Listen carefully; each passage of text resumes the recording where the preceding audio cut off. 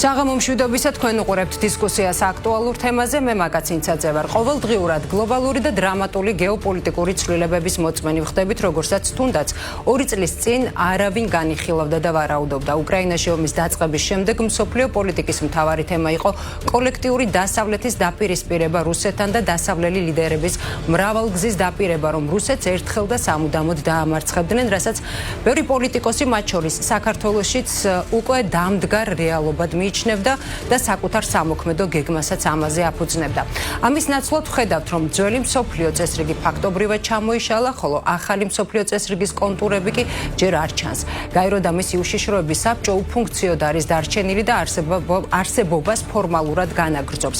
პრეზიდენტმა ტრამპმა შექმნა საბჭო, სადაც მთელი რიგი ქვეყნები მიიწვია და ვარაუდობენ, რომ შესაძლოა გაირო სწორედ აი ამ საბჭომ ჩაანაცვლოს. ტრამპი ქაღალდის ვეფხვს და უუნაროს უწოდებს ნატოს და ამ ორგანიზაციის დაშლას სულ ახლო მომავალში ელიან. უკვე შეუძლებელია იმის დაუნახაობაც, რომ აღარც კოლექტიური დასავლეთი არსებობს, დაპირისპირება შეერთებულ შტატებსა და ევროპის ქვეყნებს შორის ცივ ომშია გადაზრდილი ფაქტობრივად, რომ აღარაფერი ვთქვათ გრენლანდიის თემაზე და უაღრესად მწვავე თითქმის არანორმატიულ ლექსიკაზე, რომლითაც ლიდერები ერთმანეთს ესაუბრებიან. ირანის წინააღმდეგ დაწყებული სამხედრო ოპერაცია შეიძლება მსოფლიო მასშტაბის კატასტროფა მოჰყვეს. რამდენიმე საათის წინ შეერთებული შტატების პრეზიდენტმა დონალდ ტრამპმა ირანთან დაკავშირებით უმძიმესი განცხადება გააკეთა. მთელი ცივილიზაცია დაიღუპება ამაღამ და აღარასდროს დაბრუნდება. არ მინდა ეს მოხდეს, მაგრამ ალბათ მოხდება. და ეს ხდება საქართველოს მეზობელ ქვეყანაში. თითქმის ბოლო დრომდე ჩვენი ქვეყნის საგარეო კურსი სრულად ნათელი იყო და ევროპულ სტრუქტურებში სრულ ინტეგრაციას გულისხმობდა. საქართველოს სამხედრო უსაფრთხოების ერთადერთ გარანტად მიაჩნდა ნატო, ხოლო ეკონომიკური კეთილდღეობის მიღწევის გზად ევროკავშირი, რაც სტრატეგიულ მიზნად გამოცხადდა და კონსტიტუციაშიც კი ჩაიწერა. ამავე დროს სწორედ ნატოსა და ევროკავშირთან ინტეგრაციის საკითხი წარმოადგენს ქვეყნის შიგნით პოლიტიკური დაპირისპირების საფუძველს. ოპოზიციის ერთი ნაწილი თავს პროდასავლელად მიიჩნევს და ხელისუფლებას ანტიდასავლურობაში ადანაშაულებს. ამასობაში კი ვიდრე საქართველოში ამ თემასთან დაკავშირებით საპროტესტო აქციები მიმდინარეობს, მსოფლიო რადიკალურად შეიცვალა და ხვალდაზე კიდევ უფრო დიდი ცვლილებები არის მოსალოდნელი, რისთვისაც თვალის გასწორება აუცილებლად მოგვიწევს. მართალია, როგორი იქნება ახალი მსოფლიო წესრიგი ჯერ არ ვიცით, თუმცა ნათელია ისეთი ნამდვილად აღარ იქნება, როგორიც სულ ცოტა ხნის წინ გვეგონა, რომ იქნებოდა. ეს ეხება კოლექტიურ დასავლეთსაც, ნატოსაც, ევროკავშირსაც და კიდევ ბევრ სხვა საკითხს. მსოფლიოში მიმდინარე გლობალური ცვლილებების ფონზე სრულად ბუნებრივია ჩნდება შეკითხვები, თუ რამდენად რეალისტური და განხორციელებადია საქართველოს კონსტიტუციაში ასახული სტრატეგიული მიზნები, რამდენად უზრუნველყოფენ ეს მიზნები ქვეყნის სამხედრო და ეკონომიკურ უსაფრთხოებას და რა დამოკიდებულება აქვთ ამ საკითხისადმი საქართველოში მოქმედ პოლიტიკურ პარტიებს. დღევანდელი გადაცემის თემა გახლავთ საქართველოს ადგილი ახალ მსოფლიოში და ჩვენი გადაცემის სტუმრები არიან პარტია ერთიანი ნეიტრალური საქართველოს პოლიტიკური მდივანი ბიძინა გიორგობიანი, თბილისის საკრებულოს წევრი ქართული ოცნებიდან გურამ ნიკოლაშვილი, პარტია გირჩის წევრი სანდრო რაქვიაშვილი და პარტია კონსერვატორების საქართველოსთვის თავმჯდომარე ზურაბ მახარაძე. ბატონებო, მოგესალმებით. გამოსასწრებით. ბატონებო, პირველ რიგში ძალიან მოკლედ მინდა მოვისმინო თქვენი პასუხები კონკრეტულ შეკითხვაზე და შემდეგ რა თქმა უნდა თემას გავშლით და თქვენს არგუმენტებსაც მოვისმე შეკითხვას, რაც შეეხება ასეთია მიმდინარე ცვლილებების ფონზე, სად და როგორ ხედავთ საქართველოს ადგილს ახალ მსოფლიოში და კვლავ რჩება თუ არა ნატოში და თუნდაც იგივე ევროკავშირში გაწევრიანება უსაფრთხოების მთავარ გარანტად. სანდრო, მოდი თქვენგან დავიწყოთ. პირველ რიგში მადლობა მოწვევისთვის, მადლობა დებატებისთვის. პირველ რიგში არ დავეთანხმები თქვენ თეზის, რომ სოფლიო წესრიგი იცვლება, რაღაც განსაკუთრებულად სულ იცვლება. არანაირი წესრიგი არ იყო, რომელიც რაღაც 10 წელი არსებობდა და ეხლა შეიცვალა. შეიძლება ტრამპის მოსვლის შემდეგ ეს დემოკრატიის ამბავია, როცა შემდეგაც ასე ფიქრობთ, რომ არ იცვლება არსებითად. სულ იცვლება სამყარო. 10 წლის წინ არც უკრაინის ომი იყო, არც ეხლა რაც ხდება ირანში, არც კოვიდი ვიცოდით რა იყო და ამაზე მოგვიანებით ვრცლად მოკლედ რომ არის მნიშვნელოვანი, იმიტომ რომ ხალხს გუჩნდება გასწრა, რომ რაღაც განსაკუთრებული ხდება, რომ ჩვენგან განსაკუთრებულ რაღაცას ითხოვს. არა და რა ვიცი, ერაყი და ირანი ერთმანეთთან ომში იყო მრავალი წელი, ერთ მხარეს იყო ირაყს უჭერდა მხარს საბჭოთა კავშირი და ამერიკის შეერთებული შტატები და ირანის მხარეს იყო ისრაელი და ჩინეთი. ეს დღევანდელი განსხვავება ხო სრულიად ფანტასმაგორად გამოიყურება, მაგრამ მაშინაც წესრიგი იცვლებოდა და სულ იცვლება, მაგრამ საბოლოო ჯამში რომ შეხედოთ, არის ცივილიზაციის ნაწილი, აი რასაც თქვენ დაუძახეთ დასავლეთი, ეს დასავლეთი არის გეოგრაფია, ეს არის გერმანია და ამერიკა, ეს არის დასავლურ ცივილიზაციაში ავსტრალია შედის და ბევრი ყველა ფაქტორიულად განვითარებული ცივილიზებული ქვეყნები. და არიან დესპოტები, აღმოსავლეთ დესპოტები, ჩინეთი, რუსეთი, სადაც ადამიანს ფასი არ აქვს, სადაც ადამიანს ანადგურებენ, გენოციდს უწყობენ ერებს და ასე შემდეგ და საბოლოო ჯამში კითხვა რა არჩევანი უნდა გავაკეთოთ, ძალიან მარტივია. ჩვენ გვინდა ვიყოთ ცივილიზებული, განვითარებული, სადაც ერთ ადამიანის უფლებები დაცულია. გასაგებია, თუმცა ამ კონკრეტულ შემთხვევაში მე არ გეკითხებით რა არჩევანი უნდა გავაკეთოთ. ამასთან დაკავშირებითაც აუცილებლად გითხავთ, რომ რა არჩევანი უნდა გააკეთოს ამ შემთხვევაში უკვე საქართველოს. მანამდე მაინტერესებს ნატოში და ევროკავშირში. და ამიტომ ჩვენი ამოცანა არის თუ არა უსაფრთხოების მთავარი გარანტია. ისევ ასეთი ხედვა გაქვთ თუ არა გირჩში.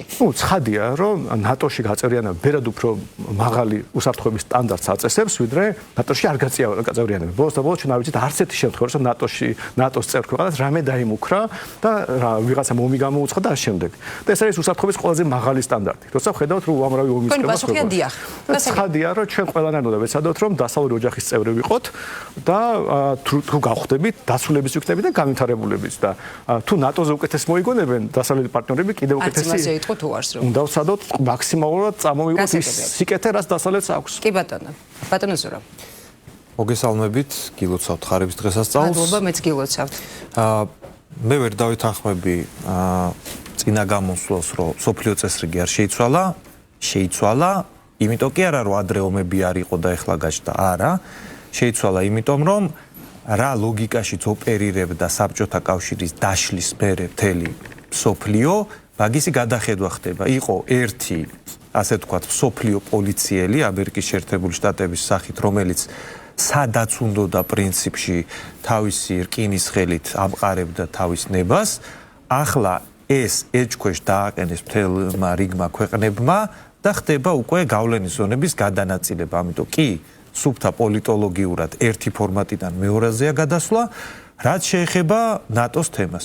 ჩვენი პარტიის კონკრეტული ხედვა არის, რომ ეგ ჩანაწერი საქართველოს კონსტიტუციიდან ამოსაღებია, იმიტომ რომ მარგი ქმედების კოეფიციენტი აქვს მინუსში, ანუ უსაფრთხოების კუთხით არაფერს არ გვმატებს და საფრთხის კუთხით ფაქტია, რომ უკრაინის მაგალითო აჩვენა, რომ საფრთხეებს ზრდის და ზოგადად უკრაინაზე გაკეთებულმა არაერთმა განცხადებამ, რომ ეს ქვეყანა ვერ შევა ნატოში, არადა ომი ძირითადად მაგის გარშემო დაიწყო, მაგ ულტიმატუმის გამო, ომის დაწყებამდე დაახლოებით 9 წელი მაგაზე მიდიოდა ვაჭრობა და ეგ იყო ინიციირების ესეთი მთავარი ნაპერწკალი.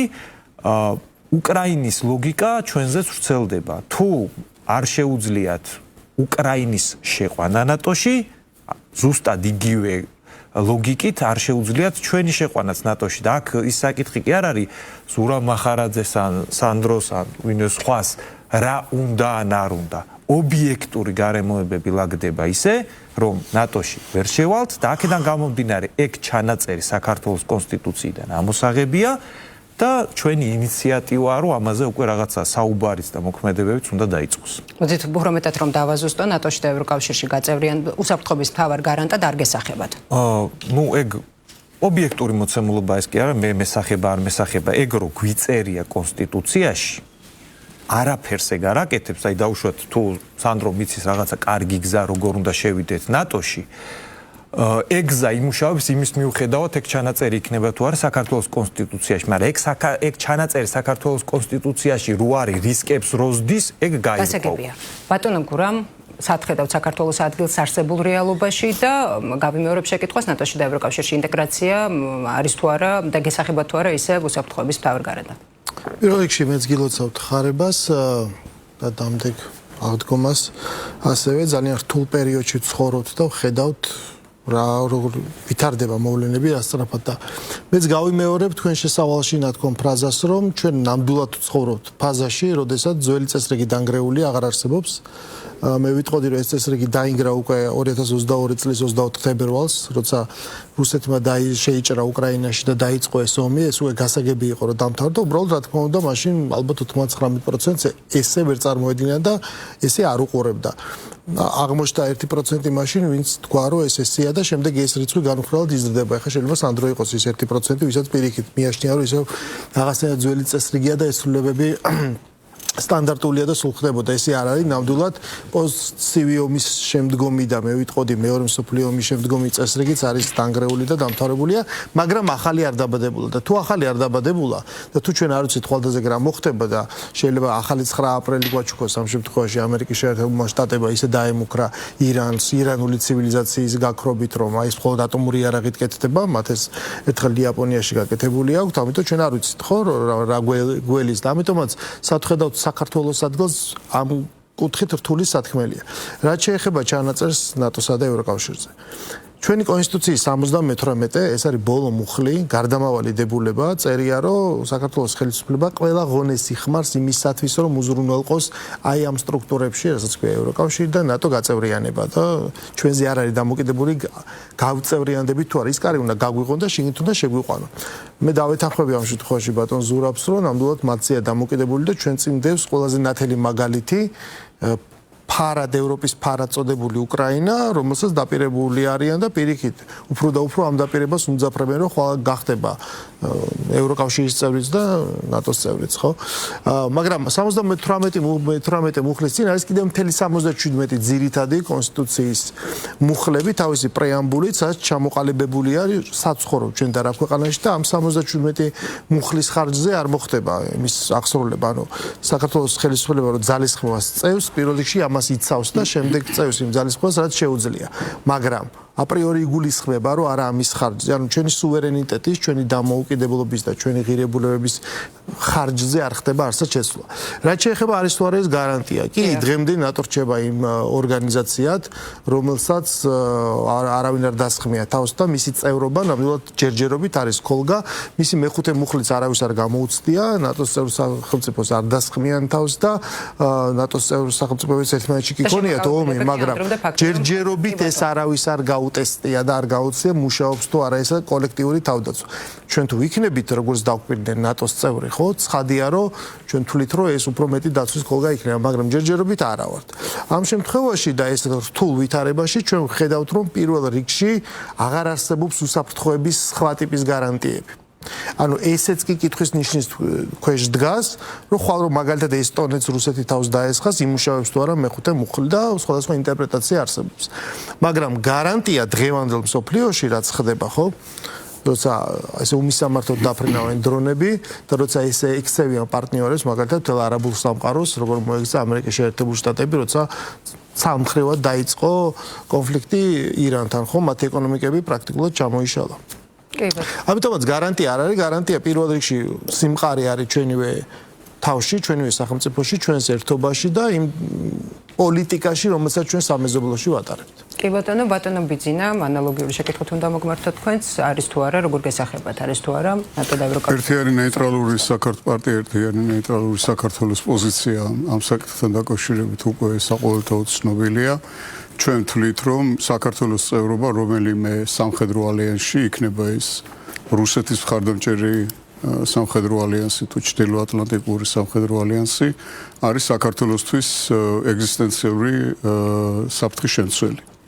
ძალიან მოკლედ გიპასუხებთ, მე რაღაც იმებს აღარ მოყვები აქ. კარგით. რაც შეეხება იმას, რომ დაუშვებ სოფლიო იცვლება თუ არ იცვლება, სოფლიო კი არ იცვლება, სოფლიო შეცვლილია უკვე და. უკვე შეცვლილია. ეხლა თუ იძახებ, რომ არ შეცვლილა და რაღაც აზიური თქმის არ იყოს, მშიერი ადამიანის საჭმელზე თუ ვილაპარაკებს, მაზღარი ვერ გახდება. შეცვლილია უკვე აღარ არსებობს იძველი სოფლიო. ეს არის რეალობა.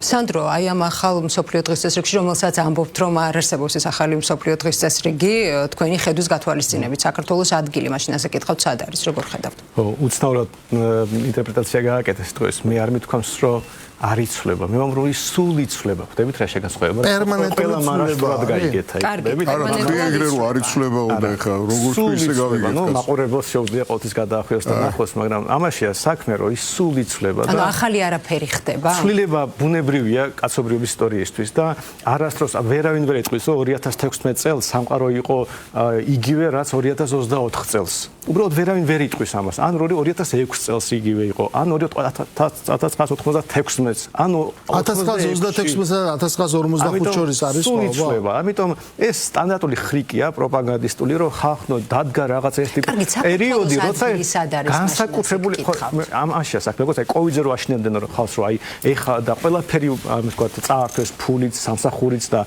გააღატაკეს და ასე შემდეგ უფლებები, იგივე ამბავია, ეხა რაღაც ხდება განსაკუთრებული. არა და ჩვენი ქვეყნის ისტორია გვეუბნება, რამდენი ტრაგედია გაგვივლია და რამდენი განსაკუთრებული პერიოდი. ამიტომ ის კი ანიშნავს, რომ არაფერი არ იცვლება, პირიქით ყველაფერი იცვლება და ჩვენ სულ უნდა ვიყოთ მზად ამ ცვლილებებისთვის და არა ის რომ რაღაც არ იცვლება, მაგრამ სად არის ჩვენი ადგილი?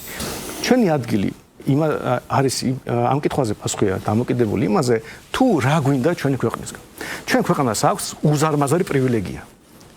სამყაროში 10,000-მდე ერია და 200-საც კი არ აქვს დამოუკიდებლობა, ანუ უფლება თვითონ გასაზრდოს საკუთარი მომავალი. ჩვენ ეს პრივილეგია გვაქვს, ჩვენი უფროსი თაობის და წინაპრების დამსახურებით, ჩვენ შანსი გვაქვს ვიყოთ დამოუკიდებელი. მაგრამ ყველაფერი რაც ხდება, თქო და მე შეიძლება ბევრი საამაყო რაღაც კონდეს, კულტურა, რელიგია, რა ვიცი, ჩვენი სხვა გმირები თუ კონკრეტული ადამიანები, მაგრამ კი ბატონო, და როდესაც რესურსი არის საუბარი, რამბერკეტი და რესურსი აქვს საქართველოს იმისთვის, რომ სოფლიო აი მასშტაბის ძალიან დიდმა მოთამაშეებმა ჩვენ გაგვითვალისწინოთ. ხო და აი ამისთვის რომ ესე პირველი რაც უნდა გავაკეთოთ, რომ რაღაც სხვა მხრივ დავუკვირდოთ ჩვენი ადგილი. უნდა შევინარჩუნოთ დამოუკიდებლობა და ხო სულ ორი გზა არსებობს. აი კაცობრიობას ხო მეტი არაფერი არ მოგონია, გარდა იმისა, რომ ყავდეს ძლიერი ჯარი და საკუთარი თავი დაიცვა. და ამ შემთხვევაში ქართულოსნო ჯარი განადგურა თავიდან ბოლომდე და ჩვენ რეგიონში ყველაზე სუსტი ქვეყნის ჯარზე უფრო სუსტი ჯარი ყავს ჩვენ. იარაღი როდის უყიდი არავინ არის ის საბოლოო ჯამში სხვა შორს ვარ წავიდეთ.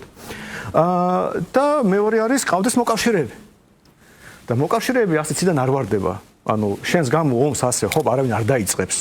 მით უმეტეს დემოკრატიული ქვეყნები მათ უჭირთ ასეთი რაღაცეები. ამიტომ შენ ძალიან ბევრი საერთო უნდა გქონდეს იმ ხალხთან, ვისგანაც შენ დასვა გჭირდება. ხო და არც ერთი დესპოტი, არც რუსეთი, არც ჩინეთი, არც ერთი ჩვენი აღმოსავლეთი მეზობელი ჩვენ დამოუკიდებლობას და უნიკალურობას პატივს არასდროს არ სცემდა.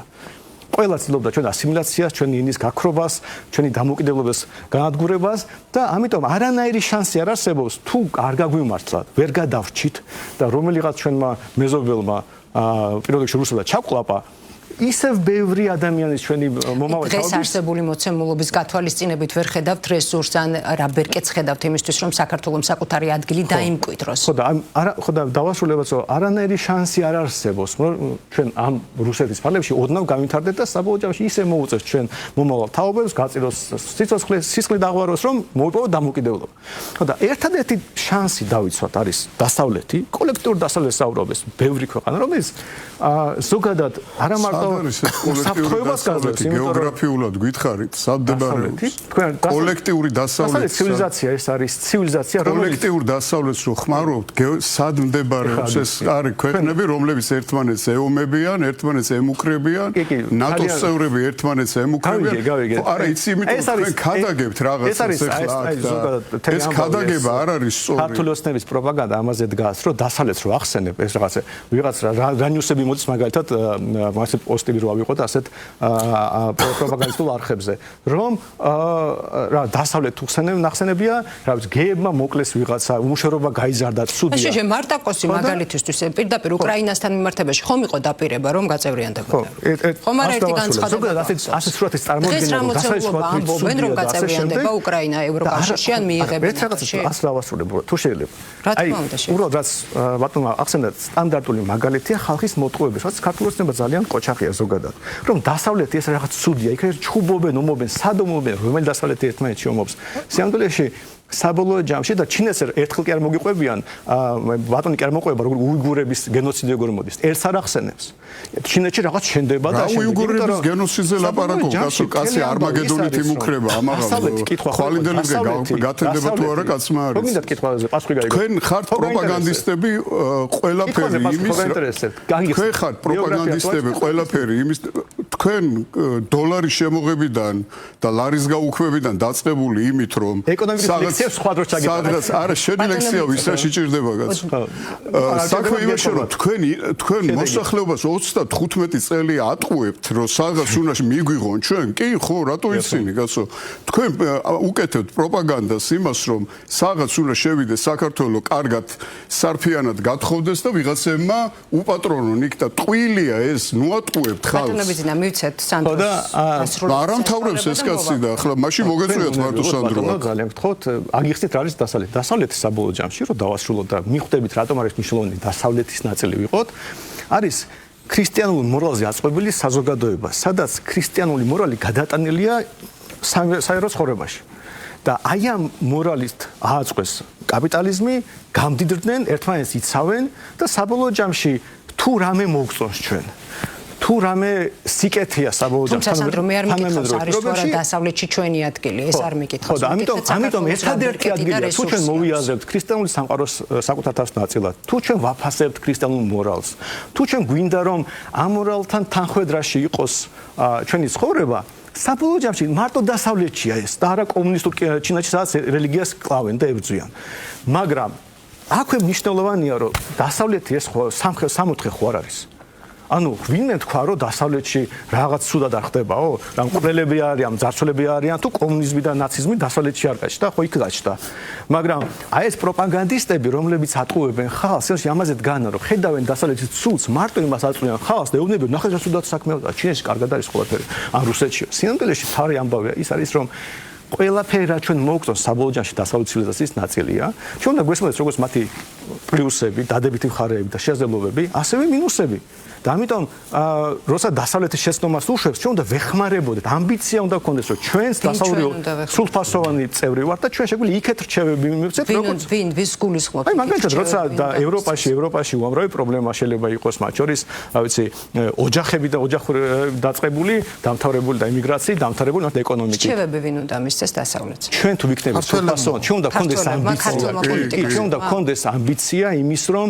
ჩვენს ამ დასავლეთ ცივილიზაციის ნაწილი ვარ და თუ ნაწილი ვარ საინტერესო წინადადებაა შეგირჩევა სანდროს დაიქირავებთ ქართულის ევროკავშირში და გადარჩევები აი უამბიციობაში რომ ჩვენ რაღაც სოფელი ვართ აი რაღაც საცოდავები ვართ არავის არ ვაინტერესებთ ხის ამოღებაში გვეშინია მეგობარი არ ყავს საჯაროდ გაცხადებული პოზიცია რომ მეგობარი არ ყავს და ვერავის ვერს დაერეკება დახმარება რომ ვთხოვოთ ჯარი ჩვენ არ ყავს და საცოდაობაში ვიღაცამ არ უნდა მოგასწროს ყურადღება და ჩვენ ასე არ უყურებთ თავს ჩვენ გვიყვართ ჩვენ ქვეყანა და ამბიციურები ვართ და გვინდა რომ ამბიციურები ვიყოთ რა შეიძლება ამბიციურობა რომ რაღაც მომენტში ვთქვათ რომ ჩვენ ეს ვიცით შეგვიძლია სხვაზე უკეთესად შეგვიძლია გავაკეთოთ მაგრამ ეს შესაძლებელია რომ გამოვიყენოთ ჩვენ უნდა ვიყოთ იმ საზოგადოების ნაწილი სადაც ასეთ თავისუფლებები არსებობს მე თუ შეიძლება უპასუხო მაგრამ ეს მხოლოდ დასავლეთში არსებობს რაღაცა ფორმატი გვაქვს ანუ დისკუსიის ფორმატია რა თქმა უნდა შეგიძლიათ რომ რაღაცა ნაწილი ბატონო სანდრო ზურება ანუ მოსულა არა ნუ დაამთავრა და ვაცალე და უკვე რომ წავიდა დამთავრებისკენ იქ რაღაცა ავიდა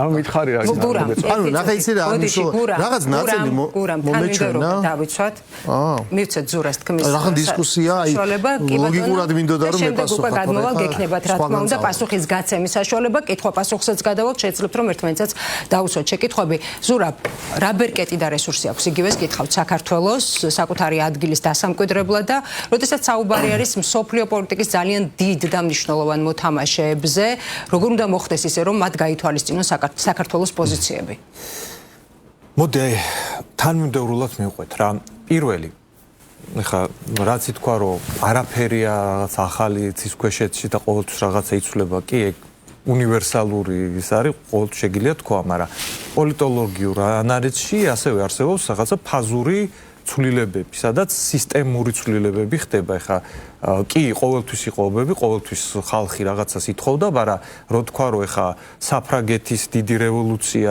რაღაცა ჯვაროსნული ლაშქრობები და ეხა რაღაცა დაუშვათ ევროკავშირი არაფერი არ შეცვლილა, ვერ ვიტყვით, ხო, ანუ რაღაცა სისტემური დონის ცვლილებები სამყაროში ხდება და რასაც გადვიხილავთ, ყოველ შემთხვევაში ჩემი პოზიცია და როგორც ხედავ, დასწრებს უბეტესობის პოზიცია არის, რომ ფაზობრივი ცვლილება მოხდა სისტემურ დონეზე, აქედან ვიბიჯელებ მე რაც ხდება, ანუ მე მგონია რომ მართლა რაღაცა მნიშვნელოვანი შეიცვალა. ეხა რა მოცემულობა გვაქვს? მოდი დავიწყოთ ძალიან ბადალური რაღაცები რა.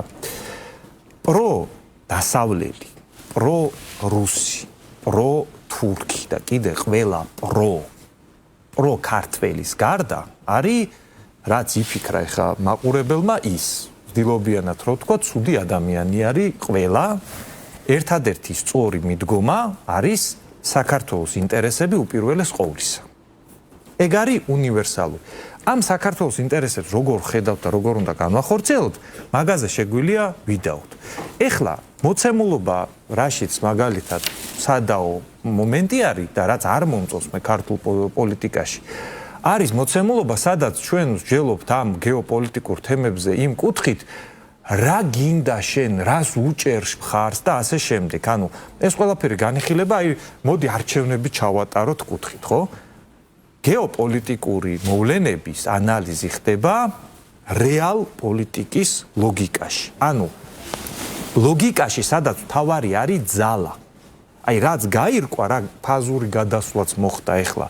არის იმისი დემონსტრაცია, რომ საერთაშორისო ინსტიტუტები, ჩვენი რაღაც პარტნიორები რაღაც ნოტას შეადგენენ, რაღაცაზე აღშფოთდებიან, რაღაცას დაგმომენ. ეგ ყველაფერი აღმოჩნდა, ადრეც გასაგები იყო, მაგრამ ილუზია არსებობდა. ეხლა როდესაც მთავარი მსოფლიო პოლიციელი ამერიკის შეერთებული შტატები რო ამბობს, რომ აგერ ეხლა ვენესუელიდან პრეზიდენტი მოვიპარე, რატო იცი? ნავთობი მინდოდა მაგათ ყველაფერი ფეხსემპი აი ნავთობი მინდოდა მაგათი ხოში მქონდა ეგეთი მოვიპარე ვინ რა ჩემ ფეხებს გააკეთებთ ხო ეგეთი რეალობა რო დადგა ნუ რავი სხვებიც გასაგებია ეგ არის თამაშის წესები ეგრე თამაშობთ ხო დადგა რეალობა სადაც მარტო რასაც აქვს აზრი ეს არის ძალა ვისი დაბომბვა შეგიძლია ვისი არ შეგიძლია და ამ რეალობაში ჩვენ შეგვიძლია ძალიან ესეთი ფართე მსჯელობა ჩავატაროთ ვინ რამდენად კარგია ვის უნდა დაველაპარაკოთ რაღაც გვევასება არ გვევასება ამ ტიპის საუბარი შეიძლება მაგრამ რეალობაში სახელმწიფო მიდგომით ჩვენ უნდა დავთვალოთ ძალიან ბანალური რაღაცეები არის რეგიონი რომელშიც ჩვენ ვართ ამ რეგიონში სამხედრო ძალის პროექცირება ვის შეუძლია ანუ ვინ არიან სუბიექტები ვისაც აქ შეუძლიათ სამხედრო ძალის პროექცირება ვის აქვს ეკონომიკური და დიპლომატიური გავლენები აქ ამათი თანაფარდობა უნდა დავთვალოთ და მან უნდა გავძვრეთ რამენაირად რომ აი საქართველოს ინტერესები უპირველეს ყოვლისა რამენაირად შევინარჩუნოთ და როდესაც საუბრობთ რომ აი ეს ალიანსი მევასება აქ უკეთესი სიტუაცია და რაღაცა პირველი კითხვა ის კი არ არის მაგ ალიანსში რამდენად კარგი სიტუაცია პირველი კითხვა არის მაგ ალიანს შენ რეგიონში სამხედრო ძალის ან უსაფრთხოების პროექცირება შეუძლია თუ არ შეუძლია ჯერჯერობით ობიექტურად იმიტომ კი არა რომ ზურას ან ვიღაცა სხვას ეგ უნდა ან არ უნდა ობიექტურად ირკვევა რომ ჩვენ სადაც გეოგრაფიულად ვართ ამ რეგიონში დიდად არც ინტერესი ჩანს სამხედრო უსაფრთხოების ძალის პროექცირების და არც შესაძლებლობა. ეხლა ირანში მაგალითად ერთი თვის მანძილზე ამერიკამ და მისმა მოკავშირეებმა მარტო ჰაერსაწინააღმდეგო პეტრიოტის სისტემების რაკეტები დაწვეს უფრო მეტი, ვიდრე 4 წლის მანძილზე ჯამურად მიაწოდეს უკრაინას. და ეხლაც აი ამ ღამეს ყველა ელოდება რა მოხდება და კაცი შვილმა არის ის მან საით წავა სიტუაცია. ანუ და პრობლემა ის არის რომ ესეთი კონფლიქტების რაოდენობა აწი მოიმატებს. ანუ სიტუაცია იმისკენ კი არ მიდის რომ აი ოდნავ გადავაგოროთ და ჩაწყნარდება. არა. კონფლიქტების რაოდენობა მოიმატებს და თუ მე საშუალება მექნება ავხსნი აი რო ვამბობთ რომ ახალი მსოფლიო წესრიგი იბადება რა მექანიზმია რომლითაც ეგ ახალი მსოფლიო წესრიგი იბადება მაგაზეც 1-2 სიტყვას ვიტყვი ჩემი აზრით ეგ არის მნიშვნელოვანი თუ გავარკვევთ რა მექანიზმებმა გამოიწვია ეს კონფლიქტები ეს არეულობა და რატო აღარ აყავს სოფლიას ერთი პოლიციელი და რატო ხდება გავლენის ზონების გადანაწილება და ეს ომები იმიტომ ხდება რომ გავლენის ზონებს ვინაწილებთ? მოდი მაშინ გავარკვევთ აი ეს ადგილი კონკრეტულად ეხა მეც პრეტენზია მაქვს მაგ ადგილზე და შენც და სამხედრო ძალით გავარკვევთ შენი გავლენის ზონა იქნება ეგ თუ ჩემი და რამ დაქოქა ეს ყველაფერი ჩემი აზრით ეგ თუ დღეს მოახერხე მე და ავხსენი ჩავთვლი რომ დღევანდელი გადაცემა ტყუილად არ ჩამიტარებია. კარგით გურამ დაგიბრუნდით კარგი, მე პირველ რიგში გამოვეხმაურები აი ჩემს წინ კი ბატონო და შემდეგ გამოსვლელების გარკვეულ ნაწილს რაღაც ნაწილები მომეჩვენა რომ უბრალოდ ესე იყო ნასესხები უნებლიეთ, იმიტომ რომ იმდენად არის საინფორმაციო ველი გაჯერებული რომ რაღაცნაირად მე ყურში მოგწონს ფრაზა ჯდება და მე ისე იმეორებ მაგალითად როცა ყველა პროზია დამყოფი პირდაპირ არის ჩვენი პარლამენტის თავმჯდომარე გამოვიდა პირდაპირ ჩამოაყალიბა ზუსტად ეს დოქტრინა რომ არავის პრო არ უნდა ვიყოთ, უნდა იყო მხოლოდ ქართველი და ყველა დანარჩენი არის სხვა. ანუ 2021 წლის 5 ივლისს გავაკეთე მე განცხადება რომ მე ვარ ქართველი და არანაირი მაშას ადამი. ამიტომ ცოტა მაგ პრეტენზია რომ მაგ ხო შეიძლება გაინაცვლოს. როცა ნობელის პრემიას რო იყოფენ ხოლმე შეიძლება ესე გაყოფა. ყოველ შემთხვევაში მინიმუმ ჩვენს გვეკვირს. ეს გახდა დამოკიდებულება თუ ორ ფერზეა ლაპარაკი აი შეიცვალა, რაც ქართულმა ოცნებამ შეცვალა რომ აღარ არის არჩევანი ვინ მოგწონს, ხო? 90-იანებში საქართველოს ფეხბურთი და ცოტა გვიან რომ დაეცა, მე იყო ყველა რაღაც სხვა გუნდის გულშემატკივარი და ბავშვები ესე გაიზარდნენ და დღეს დაბრუნდა ის რომ ისევ ბარსა მოგწონს თუ რეალი, მაგაში არ უნდა ვიმსჯელოთ. და მაგაში ცხოვრობდით, მაგრამ დღეს დაბრუნდა ის რომ ჯერ არის საქართველოს ნაკრები და მე დანარჩენი სხვა სიმპათია, ანტიპათიის დონეზე, თორე გულშემატკივრობა ეკუთვნის მხოლოდ საქართველოს ეს დაბრუნდა. იგივენაირად შემიძლია თქვა, როცა ლაპარაკი ამბიციაზე, ისევ შემიძლია პარლამენტის თავმჯდომარეს დავესესხო, რომელიც აი პირდაპირ ესე აკრიტიკებს ბრიუსელს და ესე მოუწოდებს, რომ ევროპა უნდა დაბრუნდეს ევროპულ ღირებულებებზე. იმ ღირებულებებზე, რაც ჩამოაყალიბეთ, რომ თურმე ეს ქრისტიანული ღირებულებებია და თურმე მისთვის უცხოა გენოციდი, ამაღამ ემუქრებიან გენოციდით ირანს მაგალითად, თუ უიგურებს ახსენებ, ნუ ბელგიასაც აქვს კონგოში გაკეთებული, მგონი ახლოს ვერბილად და ეს ძალიან შორს ავიღო ძველი წიაღსულები. ევროპას უკან იხევს ხოლმე ეს. რა ჩვენ თქვი, დასავლეთი არავინ არა, ნახე დასავლეთს არავინ არ დემონიზებას არავინ არ აკეთებს, დასავლეთში არა, უყურე ეს არის ინტერპრეტაცია. ეს არის ინტერპრეტაცია, შეფასებები ოპოზიციის, ქართული ოცნების და შემდეგ ესე გაანალიზებენ ხოლმე რაღაცა მის დონეზე, არ დავასახელებ მის დონეზე და მე ამას დაიჯერებენ და აქედან გამომდინარე ლაპარაკობთ. არავინ არ იძახის რომ იქ ცუდია, მაგრამ ის რომ დასავლეთი ომობს და უკრაინა რო გადააქციეს პროქსი ომად, ეს არის ფაქტი. ის რომ დასავლეთია ამერიკას და ომობს ირანში, ესეც ფაქტია და ეს ახალს ვიზახი ხა ისტორიული წიაღსულები რო არ გავაკეთოთ, ორ მიმდინარე ომში ორივეგან ნამდვილად მონაწილეობს დასავლეთი და როცა ბრალდებაზეა ლაპარაკი, მთავარი ბრალდება უკვე მე-5 წელი დაიწყო, რაც არის იმაში, რომ ან თუ ეხმარები ან უკრაინას მართლა მიეხმარე, ჩადი ომი თუ აიძახი რომ მეორე მსოფლიო ომია და პუტინი ჰიტლერია, ვიცით მეორე მსოფლიო ომის სცენარი რანაირი. ან ეს გააკეთე, ან რაღაცა დაანებე თავი და აიძულე მაშინ რომ რაღაცა მშვიდობამ დაისადგუროს. ხო, ესე შეიძლება მუდმივად მე-5 წელი იცლებოდეს ქვეყნების სისხლისგან. ამაზეა ლაპარაკი, როცა კრიტიკაზეა ამ შემთხვევაში ლაპარაკი. ეხლა რაც შეეხება იმას, აი რაც ბატონი ზურა შეეხო, რომ რეალ პოლიტიკა მთავარი ცხადია დაუბრუნდა სამყარო ამას, სამყარო შეიცვალა. და რომ თავარი არის ძალა. ვიცი რა, კი, ძალა ძალიან მნიშვნელოვანია, მაგრამ ეს არ არის ერთ-ერთი და გადამწყვეტი. იმიტომ რომ ჯერჯერობით ყველა ძალას აქვს თავისი მუხრუჭი, თავისი ბერკეტი, უპირობო და განუსაზღვრელი ეს ძალა არ არის. ამერიკაც კი რომელიც გარდა მაგისა, არსებობს გარეშე ძალები და არსებობს შიდა ძალები. მაგალითად ის რომ ამერიკა არის დემოკრატია, ეს არის ერთ-ერთი შემაკავებელი მუხრუჭი. მაგალითად და ასეთი უკვე რაღაცნაირად სრულიად არანორმატიული პრეზიდენტის პირობებშიც კი ეხლა წარმოიდგინეთ რომ ის რომ მართლა ის იყოს რა ქვია აიათოლა იქ ან აიათოლასაც კი თავის შეგზღუდავი ბერკეტები აქვს ეგეთი უპირობო ძალაუფლება მოკლედ არავის არა ის რომ დღეს პირდაპირ ემუქრება ძალის პრიმატირო მნიშვნელოვანი გაკეთება საერთაშორისო ინსტიტუტები მე მგონი მაგას შევთანხმდები კი მაგრამ აქედან ვიძახი რომ ყველა ძალას გააჩნია თავის შემაკავებელი როგორც ჩინაგანი თავის ქვეყნების მოწყობიდან გამომდინარე და აბსოლუტური არაფერი არ არის ასევე ცხადია რომ ძალა არ არის ერთი სხვადასხვა ზომის მაგრამ არის დიდი ძალები, არის პოლუსები, ცენტრები, რომელიც აი ამ ძალის პროექცირებას ახდენენ. როდესაც ლაპარაკია საქართველოზე, საქართველო იმყოფება რეგიონში, სადაც რამდენიმე ძალის პროექცირება ხდება. მათ შორის ნატოს. ჩვენ გვავიწყდება, რომ თურქეთი არის ნატოს წევრი, თურქეთი ცალკე აღებული სახელმწიფოსაა და სულ არ იყოს ნატოს წევრი, მას გააჩნია თავისი ძალაც და ჩვენი ძალიან ახლო მეზობელია, ხო, პირდაპირ გვესაზღვრება. აქვე არსებობს ირანი, ეს ორი ტრადიციული ქვეყანაა, რაც ბოლო რამდენიმე საუკუნეში განმავლობაში რუსეთამდე დომინირებდა, კიდევ უფრო ძველ დაპყრობლებში არ წავალ და შემდეგ ჩდება რუსეთი. საქართველოს ფორმულა, რომელსაც ხელისუფლება ირჩევს და ადგას, არის ის, რომ მნიშვნელოვანია ნავიგაცია აი ამ ძალების გრავიტაციის ველებში, ისე რომ და არ მინდა გამოვიდეს ისე, იმიტომ რომ თითქოს მომეჩვენა მე ესე, როცა იძახი რომ მოდი ჩვენ დავთვალოთ, კალკულაცია გავაკეთოთ და ეხა ეს ფრაზა არ გამოგიყენებია და არ მინდა მოგაწერო, მაგრამ თითქოს ისე გამოვიდა ბოლოს რომ ვინც იქნება ყველაზე ძლიერი, მოდი იმას შევეკრათ. ჩვენი ფორმულა არის ის, რომ აი ამ გრავიტაციულ ველებში ჩვენ უნდა მოვახერხოთ ისეთი კურსის დაჭერა, ისეთი ბალანსის პოლიტიკის ჩამოყალიბება, რომ შიგნით შევინარჩუნოთ დამოუკიდებლობა და არ გავხდეთ მისაკიდებელი ვიღაცაზე და ეს თეორიულად შესაძლებელია. როდესაც ლაპარაკი არის ნეიტრალიტეტზე, ზუსტად ეს არის ნეიტრალიტეტის ფორმულა, რომ ბევრი ძალა თუ გარშემო იყრის თავს, იმიტომ კი ვერ გიფხრობს ვიღაცა რომ შენი მორევ არ შეუულია, ყველა შეუულია ამ შემთხვევაში დიდ სახელმწიფო ეზოში მაქსიმუმ ეომო როგორც იყო საუკუნის დასაწყისში სომხეთს ან აზერბაიჯანს, ხო? დანარჩენ დიდ ქვეყანას ვერ ეომები ამ ძალით, ხო? აი ამ ძალების გადაფარვაშია ლაპარაკი, მაგრამ ნეიტრალიტეტს როგორც იდეას მე პირადად იმიტომ რომ ვეთანხმები რომ ეს გარეშე ძალების გამოსაცხადებელია, შესათანხმებელია რომ კარგი, მოდი ეს დავტოვოთ ბუფერად. შენი სურვილით ამას ვერ გააკეთებ. ჩვენი სურვილით რაც შეგვიძლია გავაკეთოთ, ეს არის ნავიგაცია ამათ შორის, მაგრამ ან შეთანხმდებიან ან არა და კიდე კაცმა რო შეგთანხმდნენ რომ გაგიყონ მერე რაშვები. ეგეც შესაძლებელია. ამიტომ და არ გაიყვეს თურქეთმა და ირანმა საქართველოს თავის დროზე. ითვლებოდა რაღაცა ახლო აღმოსავლეთის შვეიცარიას და ეხა ბომბა. ერთმა დრონმა დაამთავრა მისი ტრილიონიანი ეკონომიკა.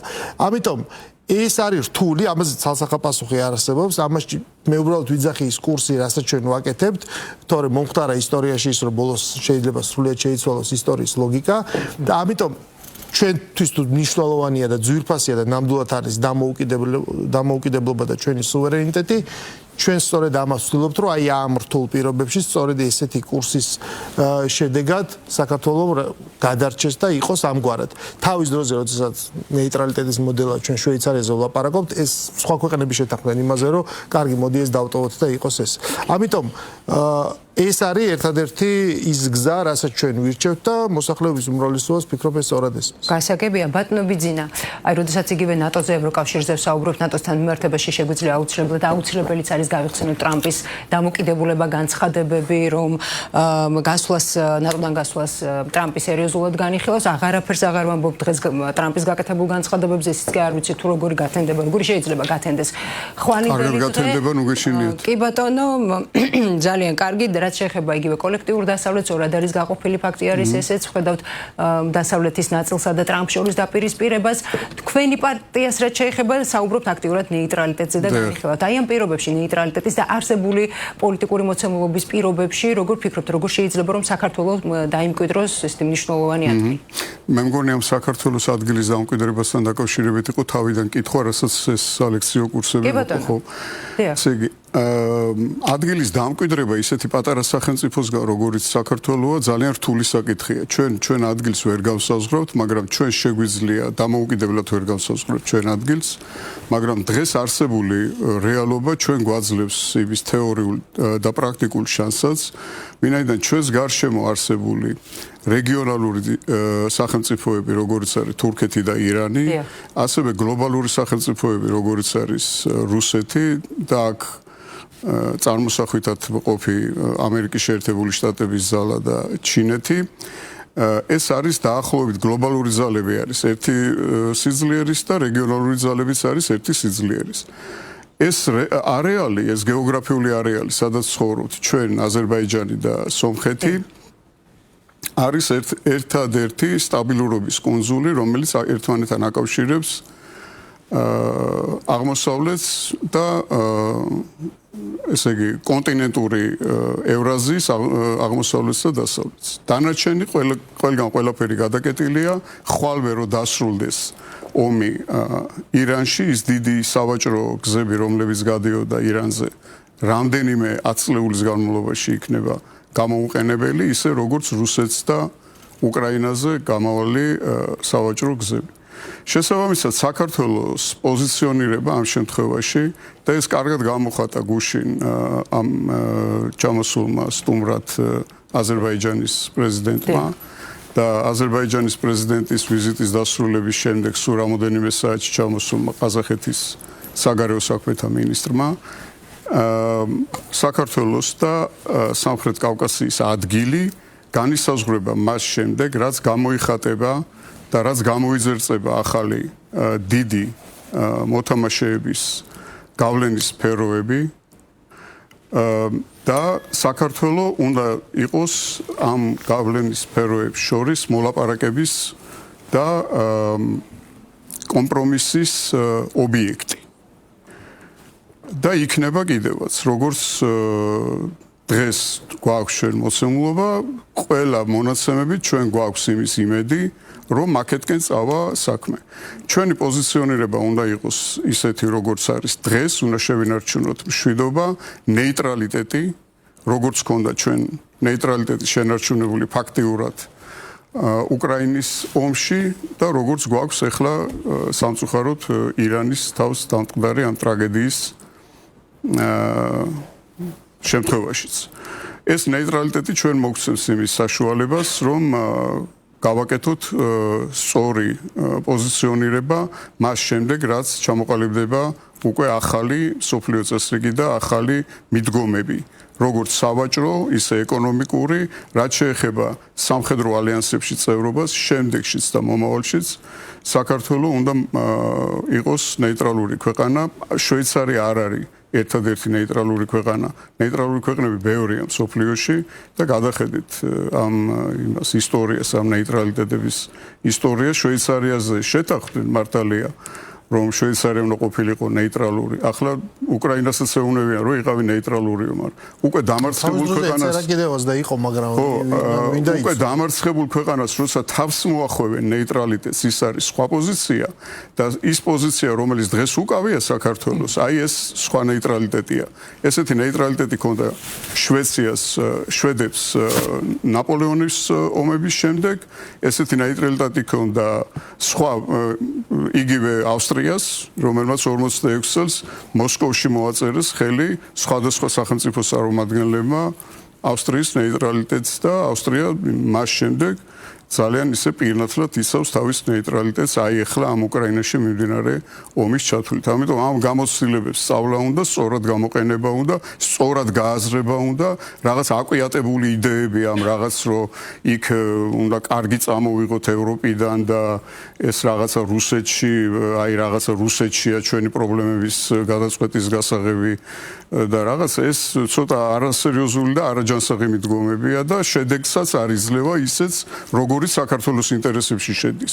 შეიძლება ერთ ადამიანს კონდეს დაუშვათ რაღაც აჩვენებული იდეა, მაგრამ როცა სახელმწიფოს აქვს აჩვენებული იდეა, ეს ძალიან ცუდად თავდება. თქვენ წარმოიდგინეთ ამ 35 წლის განმავლობაში, რაც შუბლით ურტყავენ იმას კედელს, რომ შევიდეთ ჩვენ ამ ნატოში და ევროკავშირში, ეს 35 წელი ჩვენ რომ მოგვეხმარებინა იმისთვის, რომ საქართველოს ემუშავა ჩვენ მეზობლებთან საქართველოსთვის ნეიტრალური სტატუსის მოპოვებაზე. რამდენით წინ ვიქნებოდით ახლა და ყველა კონკრეტულ შემთხვევაში და ყველა ომში არ მოუწევდა მთავრობას იმის განცხადება, რომ აი ჩვენ არ ვერევით და კბილები დავიცავთ ჩვენ მიუმხრობლობას და ასე შემდეგ. რომ აი ეს არის ნეიტრალური სახელმწიფო, რომლისგანაც არ უნდა ელოდე შენ, რომ ერთმანეთთან თუ ომობ, ან ვინმეს ეკონომიკურ სანქციებს შეუერთდება, ან ვინმესთან ომში ჩაერთვება, ცხოვრობს თავისთვის და არის ეკონომიკური, პოლიტიკური და ფინანსური საქმეები დაკავებული და სანდო პარტნიორი ყველასთვის ვის მისი მეზობელია.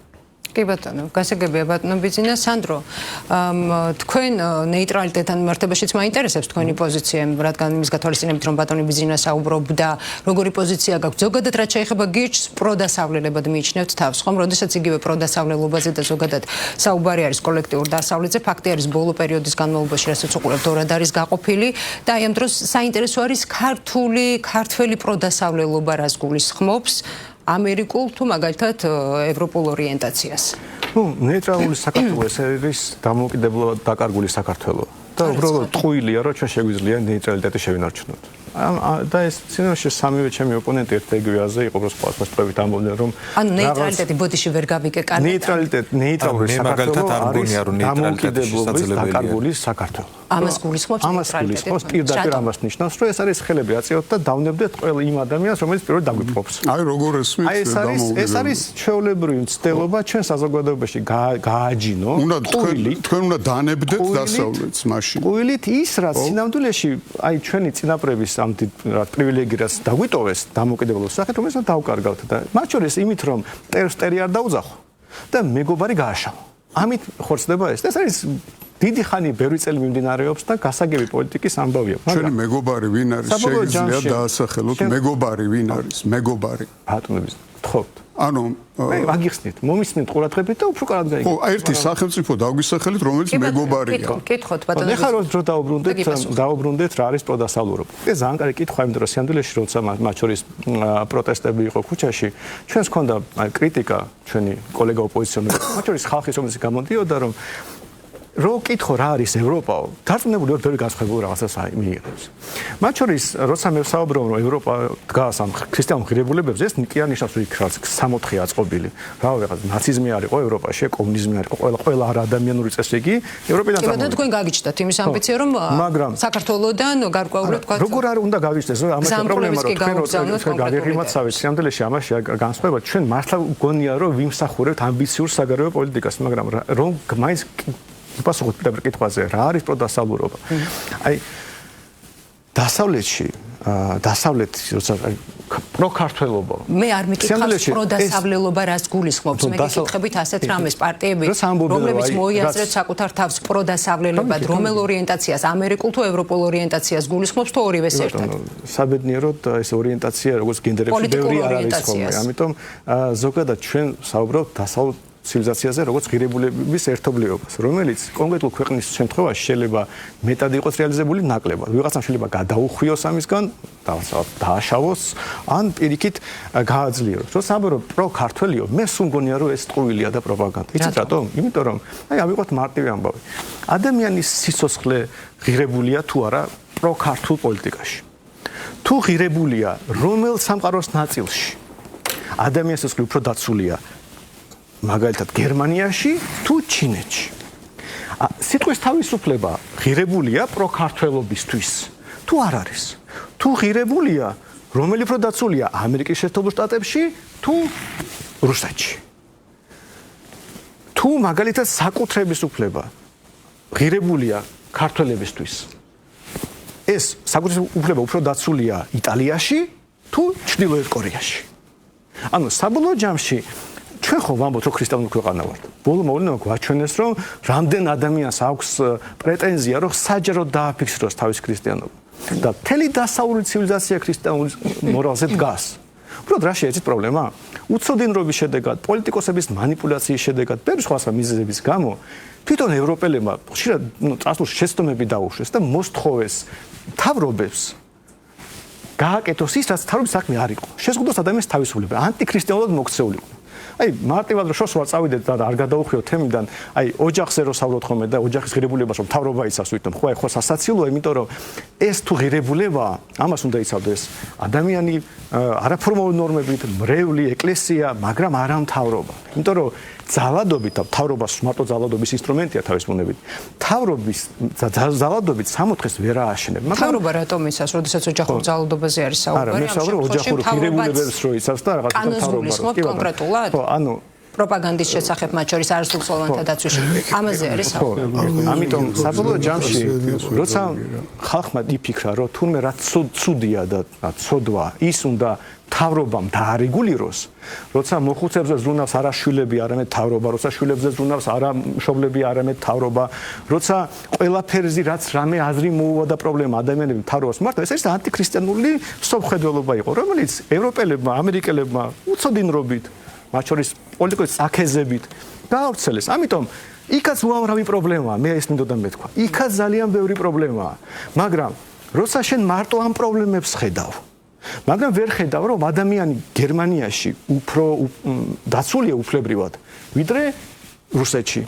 ვერ ხედავ რომ დიდ ბრიტანეთში ადამიანი უფრო ვერ ხედავს სანდრო კონკრეტულად ვინ ვერ ხედავს რომელი პოლიტიკური ძალა ვერ ხედავს ადამიანი საბოლოო ჯამში და ქართულოსნება საქმეში საბოლოო ჯამში ცდილობს რომ მის ჩვენი მტერია იმაზე რაც შეიძლება ნაკლებად და მშვიდად და ჩუმად ილაპარაკოს, ან არ ილაპარაკოს საერთოდ და ვინ ჩვენი მოკავშირე ან შეიძლება იყოს. მე კი მაინტერესებს და ის გააშაოს. ქართულ პოლიტიკაში დღეს როგორ არის, როდესაც პროდასავლურობაზე არის საუბარი, ეს არის პროამერიკული ხედვის, ვთქვათ, მიმხრობა თუ პროევროპული. ის გათვალისწინებით რომ ნახეთ ამერიკას და ევროპას შორის ბოლო პერიოდში განსაკუთრებით იგივე მაკრონთან მიმართებაში ტრამპის განცხადებები შეგვიძლია გავიხსენოთ, შეგვიძლია პოზიციონირება გავიხსენოთ ირანთან მიმართებაში, უკრაინასთან, პორტუგალიის პრემიერ-მინისტრის განცხადება პოლონეთს. ბრიტანეთის დამოუკიდებლობა პორტუგალიის პრემიერ-მინისტრის განცხადება პოლონეთს თუ გახსოვთ. როგორ? პორტუგალიის პრემიერ-მინისტრის განცხადება პოლონეთს. შემახსენეთ. არა, იმიტომ რომ იცით რაშია თქვენ მოყავთ მაგალითები პორტუგალის ათობით ქვეყანაზე 100-ობით მილიონი ცხოვრობს და თქვენ მოყავთ მაგალითები რაღაცა რომ ცუდია და დაძაბულია, როც ბუნებრივია ევროპა მრავალფეროვანია და სულ პრობლემები ექნება, ასეა სამყარო აწყობილი. მაგრამ არა გეუბნები კონკრეტული პასუხი როგორც ეს რაში მდგომარეობს რომ პრობლემა აქვს ევროპას მე ამას ვამბობ რომ ჩვენ კი არ უნდა მარტო პრობლემა კი არ უნდა დავინახოთ ევროპის ღირებულება და როცა ღირებულებებზე არ ლაპარაკობენ როცა სიტყვის თავისუფლებას ქართული ოცნება ახშობს კიდევ უარესად ვიდრე თქვა ევროპაში ეს ხდება ხოლმე როცა საკუთრების უფლებას არ ცნობენ სასამართლო არ გვაქვს აბა რა არის პროქართულობა არის მაჩანჩალობა რა არის პროქართულობა ამ შეკითხვაში აი ეს რასაც აქ იყო ნათქვამი რომ ჩვენ აქ ლავირები გავძრებით აგერ აქ ერთი ძალა აქ მეორე ძალა და ჩვენ სუსტები ვარ და რა უნდა ვქნათ როდესაც იგივე ომის დაწყების საკითხზე იყო საუბარი საქართველოში როდესაც საქართველოს ტერიტორიის გამოყენებაზე იყო საუბარი და არაერთი განცხადება გაკეთებულა ხომ რა მდგომარეობს ჩვენ საბოლოოში უნდა უპასუხოთ ჩვენ ვინ ვართ ხალხო მაგრამ მე ამის მინდა აგიხსნათ თუ ჩვენ გვინდა რომ ადამიანი თავისუფალი იყოს მის საკუთრება დაცული იყოს მაგ კონდეს წესიერი სასამართლო ამ სამყაროში მარტო დასავლეთმა შექმნა ეს ხდებით მეტი არსად არის თუ ვიღაცა მეუბნება რომ მონობა ქართულობა ნუ რა ვიცი ჩინეთი წავიდეს რუსეთში წავიდეს ქართული რას ნიშნავს ასეთი შეკითხვა ქონდა ამიტომ მე ვიცი ქრისტიანული რა არის ძეთ რა არის აი საბოლოო ცივილიზაცია ქრისტიანულ ღირებულებაზე დგას ხარ ქრისტიანი არ ხარ სხვა საკითხია მაგრამ ქრისტიანულ ღირებულებაზე დგას ასეა მოწყობილი იმიტომ რომ ამ ღირებულებებმა ასე ვთქვათ როცა ითარგმნა ეს ინსტიტუციებში როცა ჩამოყალიბდა ინსტიტუციები ამ ღირებულებებზე დაყრდნობით აჩუქა კაცობრიობას ისაც დასავლეთს ვეძახით და მე აი ეს მინდა ხვდებით და თუ მე ქრისტიანული სამყაროს სრულფასოვანი ნაწილი ვარ მაშინ ბუნებრივი იქნება რომ როგორც მეგობრები ერთმანეთს იცავენ სახელმწიფოები კი არ მეგობრობენ და სახელმწიფოები ომობენ პროდასავლელობა რას ნიშნავს დღეს პროდასავლელი პარტიებისთვის დღეს კი არა ზოგადად ნიშნავს ქრისტიანული სამყაროს სრულფასოვან წევრობას ამ ღირებულებების გააზრებას ამ ღირებულებების ჩვენ ქვეყანაში დანერგვას არა მარტო სატერძელოებით რომ ჩვენ ქრისტიანები ვართ რაღაც არა თუ ქრისტიანები ვართ ესე იგი ძარცვა ცუდია თუ ქრისტიანები ესე სიტყვა არ უნდა იყოს შეზღუდული თუ ქრისტიანები ვართ მაგრამ ოჯახში არ უნდა ერეოდოს თავობა ამერიკული თუ ევროპული პოლიტიკური ორიენტაცია ამერიკა და ევროპა თავის როლს დასავლეთს იცვლიდა მე მაგალითად ბევრად უფრო ახლოს არის ჩემთან ის წესი რომელიც ტეხასშია მაგალითად ვიდრე მაგალითად ის რომელიც ახლა არის დიდ ბრიტანეთში თუ ამის არჩევანი აი ამ მოკლევადიანად მაგრამ უბრალოდ მინდა რომ მაყურებელმა გაიგოს რომ ეს არ არის ესეთი ცდელობა რომ დაინახოთ დაპირისპირება დასავლეთში როგორ შეიძლება მაგრამ კონკრეტული პასუხი არ გაქვთ რაზე აი ამ შეკითხვაზე ამერიკული თუ ევროპული პოლიტიკური ორიენტაცია მაშინ როდესაც ის მოცემულობა არის რამოცემულობაც არის გამარტივოთ და ფოკუსი გადაიტანოთ მაყურებელს საკითხს რომელიც არასწორია ამიტომ გიხსნით რომ დასავლეთ ცივილიზაცია ეს არის ქრისტიანული ღირებულებების და როგორ მეკითხებით ვინ უფრო ქრისტიანი არისო გერმანიაში თუ ამერიკაშიო ამას მეკითხებით ამაშია პრობლემა ჩვენ იმისათვის რომ გაგვეგო რა არის დასავლეთი გაგვეგო რა არის ევროპა თვითონ დაობენ ფაქტი არის რასაც დაობენ რატომ არ დაობენ რატომ არ უნდა იდაონ რატომ არის ეს პრობლემა რატომ არის ეს ერთადერთი რაც ყურადღების ცენტრში არის რატომ არის ყურადღების ცენტრში რომ მარსზე უნდა გაფრინდნენ თვალეს გაფრინდებენ ტექნოლოგიური პროგრესი მთლიანად დასავლეთის არის როცა ადამიანის უფლებებია დაცული როცა სასამართლო არსებობს მეტი დასავლეთ ცივილიზაცია იქეთ სასამართლო არავის არა და ეს არის პროქართული რა არის პროქართული ეს პროქართული არ შეიძლება იყოს განსხვავებული და ჩვენ თუ ქრისტიანულ ერად მივიშნევთ საკუთარ თავს არ შეიძლება განსხვავებული იმიტომ ისიც ქრისტიანული და ჩვენ ასე უნდა მოვიქცეთ ხდებით და როცა ეუბნებიან რომ თურმე საკუთრების უფლება სიტყვის თავისუფლება და ასე შემდეგ ეს არ არის თურმე პროქართული და რაღაც მითიური პროქართული არსებობს სიამოვნებაში ყოველთვის არის ტყუილი რომელიც მართლდება ადამიანზე ძალადობას სიტყვის თავისუფლება აბა ამიხსენი რა არის მისით არასრულების დაცვა სანამ პატარა რემარკას გავაკეთებ აი ალიევის ვიზიტზე ნიშნება იყო და მე მინდა რომ აი ქართული ოცნების მხარე შევახსენო რომ აი ეს თემა რომ დავით გარეჯი საქართველოა ჩემთვის ეხლა საქართველოა ოღონდ რატომღაც ეგ ჩაჩუმდა და ჩემთვის სასიხარულო იქნებოდა თუ ამ თემის წამოწევა მოხდებოდა ამ ვიზიტის ფარგლებში შეიძლება ხა ოპონენტებმა მითხრან რომ მაგაზე მუშაობა მიდის ოღონდ საჯარო სივრცეში არ გამოდის. მე ქართული ოცნება. ოღონდ პრობლემა ის არის ძალიან დიდი ხანი გავიდა და ახალი არაფერი მაგაზე არ მოგვისმენია და მე მინდა რომ კიდევ ერთხელ შევახსენო ეს თემა, იმიტომ რომ რატომღაც გვერდზე გადაიტო. ეგ ერთი. ეხლა მოდი ვისაუბროთ იმაზე, ქრისტიანული ევროპა და ჩვენ რომ მაგისი ნაწილი ვართ. სინამდვილეში საქართველოს ევროპული ცივილიზაციის ნაწილი არ არის. საქართველო არის ევროპასა და აზიას შორის მდებარე ქვეყანა, რომელშიც ორივე ცივილიზაციის ელემენტები თან არსებობს. ეგ ერთი. ეხლა თვითონ ევროპა პოსტქრისტიანული ცივილიზაცია. რატო? იმიტომ რომ ის პოლიტიკური და სოციალური აზრი, რომელმაც მან გაიმარჯვა, არის პირველი ჰუმანიზმის იდეებზე, როცა ღმერთის ადგილი ადამიანმა დაიკავა, როცა იერარქიაში რა არის ყველაზე მნიშვნელოვანი, ღვთაებრივის ადგილი ჩანაცვლა ადამიანმა, ოღონდ ვერავინ ვერ ახსნა ამ ადამიანს თავისთავადი ღირებულება ღმერთის გარეშე რატო აქვს, ეგ ერთი პრობლემა არის და ნიჩეს ის ცნობილი ფრაზა, რომ ღმერთი მოკვდა, ეგ ნიშნავდა, რომ საზოგადოება, რომელშიც ის ცხოვრობდა, იქ ღმერთის იდეა მოკვდა და რაღაცა სხვა იდეებმა ჩაანაცვლა და თუ ვინმე საინტერესებს მართლა ეხა რა ფილოსოფიური დღესწესრიგი ცხოვრობს დღეს დასავლეთი, მაგას ფილოსოფიურად ქვია ეგზისტენციალიზმის ფილოსოფია, სადაც ნათქვამია, რომ ცხოვრებას აზრი არ აქვს და ყველამ თვითონ უნდა მოიგონოს რაღაცა თავისი ცხოვრების აზრი. საქართველო მაგ პარადიგმაში არ ცხოვრობს. საქართველო ცხოვრობს იმ კულტურულ პარადიგმაში, სადაც ღმერთი არის უმაღლესი ღირებულება და დანარჩენი ყველაფერი, აი, გინდა ილია ჭავჭავაძის ფორმულა ღმერთის სამშობლო, უკაცრავად ენა მამული სარწმუნოება და გინდა ილია მეორის ფორმულა ღმერთის სამშობლო ადამიანი, რომელიც იერარქიულად არის დაალაგებული. გამომდინარეობს მაქედან სამშობლოს და ადამიანის ღირებულება ჩვენ გამოგვყავს აბსოლუტიდან. ამიტომ სხვადასხვა ცივილიზაციურ პარადიგმაში ვცხოვრობთ. და აქედან გამომდინარე პოსტ ქრისტიანული ევროპის ნაწილად მე არ ვთვლი თავს. მე ვთვლი, რომ საქართველოს თავისი გზა აქვს, თავისი კულტურული გზა. მე არც იმას არ ვთვლი, რომ ქრისტიანობა უდრის ევროპას, იმიტომ რომ რაღაცა პერიოდი ევროპა მართლა იყო ქრისტიანობის ერთ-ერთი ფორპოსტი, ოღონდ არა ერთადერთი. ქრისტიანობა არც ევროპაში დაბადებულა, აზიაში დაიბადა და მისი გავრცელების უდიდესი ნაწილი 4 ძირითადი ის რო იყო, ერთი იყო მარტო რომში, დანარჩენი კონსტანტინოპოლი იქნება, ალექსანდრია თუ სხვა იერუსალიმი, ეგ ყველა არა ევროპულ ნაწილში მდებარეობდა. ამიტომ გინდა გეოგრაფიულად, გინდა პოლიტიკურად არ არსებობს მაგალითად სოფლიო ისტორიაში ეგეთი მომენტი, როცა გერმანელები, ფრანგები და ინგლისელები რუკას უყურებდნენ, საქართველოზე თიცადებდნენ და უი ეს ევროპა არის. ეგეთი მომენტი არ არსებობს ვაფშე ისტორიაში.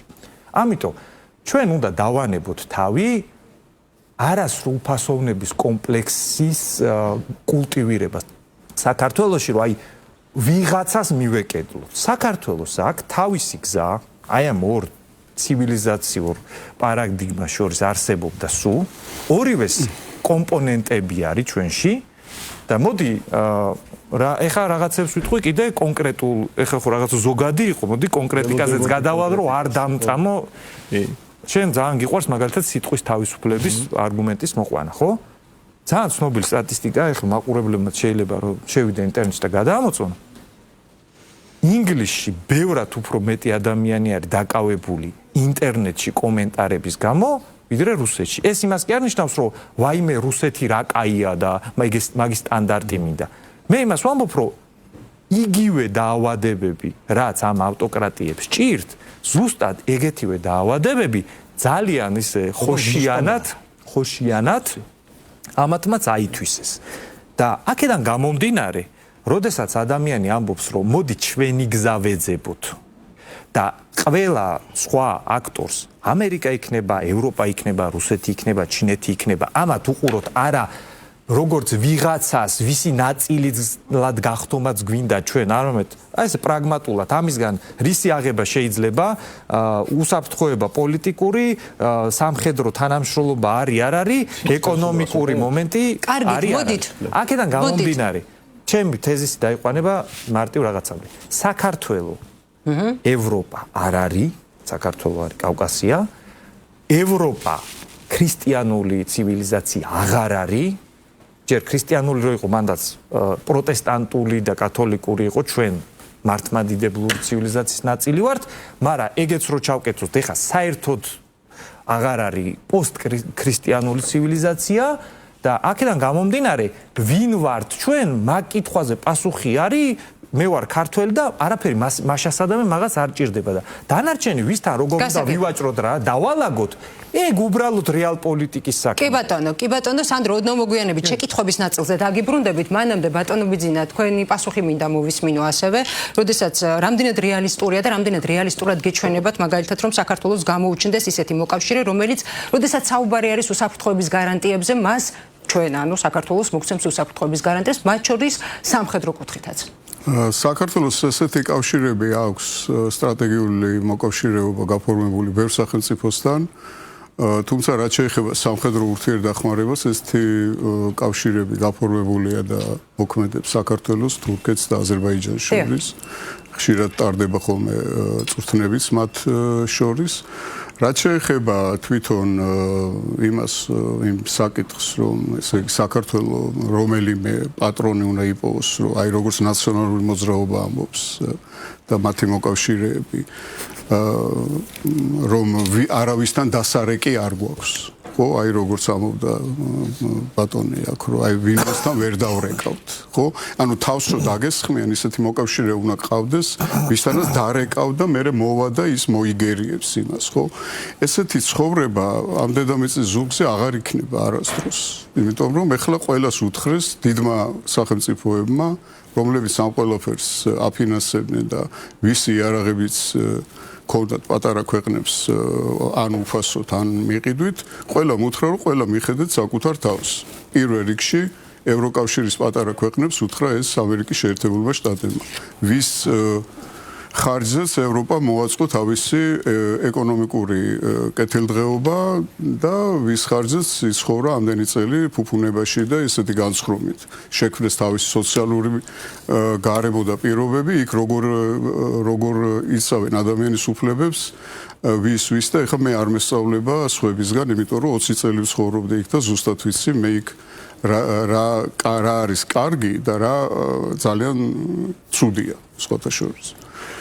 ჩვენი მოკავშირეები არიან პირველ რიგში ჩვენი უშუალო მეზობლები არ არიან ევროკავშირის ქვეყნები, ჩვენ ევროკავშირთან არ გვაქვს რაიმე ისეთი პირდაპირი საზღვარი და ჩვენ უნდა გქონდეს მათთან პირველ რიგში ურთიერთობა და უნდა ვიყოთ მათთან როგორც სამხედრო, ასევე ეკონომიკურ თანხმობაში და ჰარმონიაში. სწორედ ამიტომ ვამბობ ჩვენ, რომ უნდა იყოს საქართველოს ტერიტორია, რომელიც არის ეკონომიკური თანამშრომლობის და არა სამხედრო დაპირისპირების. თუ კი შენ ხარ რომელიმე სამხედრო ალიანსის წევრი, ჩვენ ისეთ გეოგრაფიულ არეალში ვცხოვრობთ, კიდევ ერთხელ გავიმეორებ ამას, რომ როგორც კი ხარ რომელიმე სამხედრო ალიანსის წევრი, მომენტალურად და ავტომატურად ხდები რამოდენიმე სხვა დიდი სახელმწიფოს სამიზნე.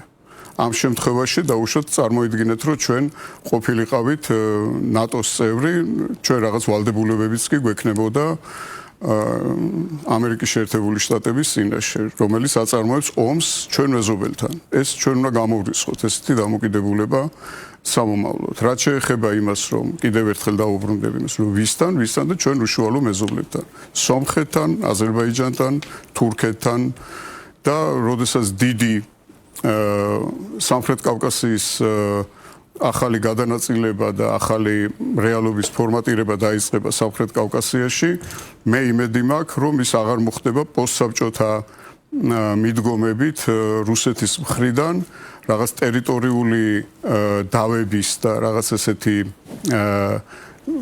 წინა საუკუნეების გადმონაშთებით და აი ახალ სამხრეთ კავკასიის ახალ ჩამოყალიბებაში შესაძლებელი იქნება რომ საქართველოს თავისი საკუთარი ტერიტორიული ინტეგრაციას მიაღწიოს ეკონომიკური ან სხვა რაღაც ინსტრუმენტების საშუალებით. არსებობს ესეთი ასიმეტრიული საშუალებები, რომლებიც სახელმწიფოთა ინტეგრაციას ხელს უწყობს და ამას სჭირდება დრო, ამას სჭირდება მაღალი პროფესიონალური მიდგომა და არა ისეთი დაუშვათ, რომ აი მე დასავლეთი კაია და იქ შევალ და მე ძალით წავართმევ იმ მითვისებულ ტერიტორიას, რომელიც ჩვენი ოკუპირებული ტერიტორია.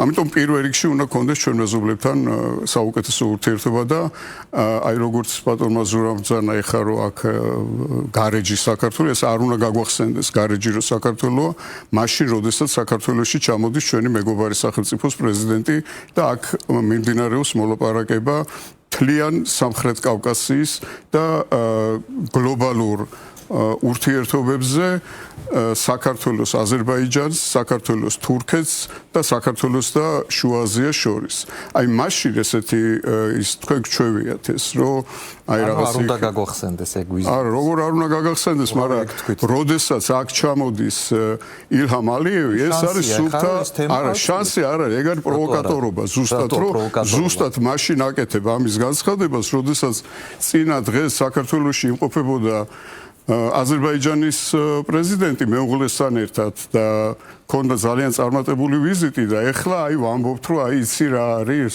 გუშინ წინ არ გახსოვდა არა მე ეგ სულ მახსოვდა და მე მაგას უამბობ უბრალოდ თქვენი პარტიის პოზიცია გავიგე რომ გარეჯი საქართველოა რო ამბობ აზერბაიჯანის პრეზიდენტის ვიზიტისას ეგ თუმე პროვოკაცია პარტიის არა თქვენი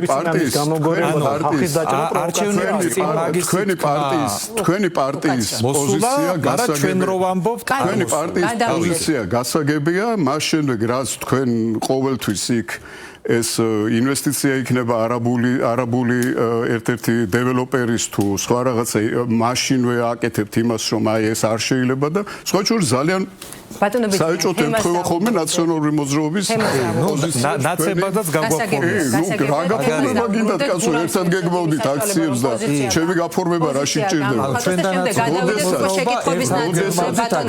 როდესაც ერთად გეგმავთ აქციებს ნაციონალური მოძრაობა და შეგიძლიათ რომ არ ჭირდება მაგას როცა ადამიანი იტყუება მე ხა მან ვერ შეკითხების ნაწილზე აუცილებლად. როდესაც ადამიანი ამბობს რომ ნაციონალურ მოძრაობათან ერთად გეგმავდით. კი, არ გეგმავდით კაცო, აი ეხლა რომელი აქცია ჩავდა ნაციონალური არაბულ შემოსევაზე რომ ლაპარაკობდით, არ აკეთებდით კაცო. რა კაცო, ბატონებო, კორექტულად და ერთმანეთს მაგთემაზე აგრძელებს ჩემას. რას აგრძელებთ იმის მერე რატო აღარ ამოიღეთ? არა, მოვიღეთ კაცო, ხმა მაგაზე მუშაობთ სულ. მაგაზე აქციები კიდე იქნება და კიდე ერთი რაღაც.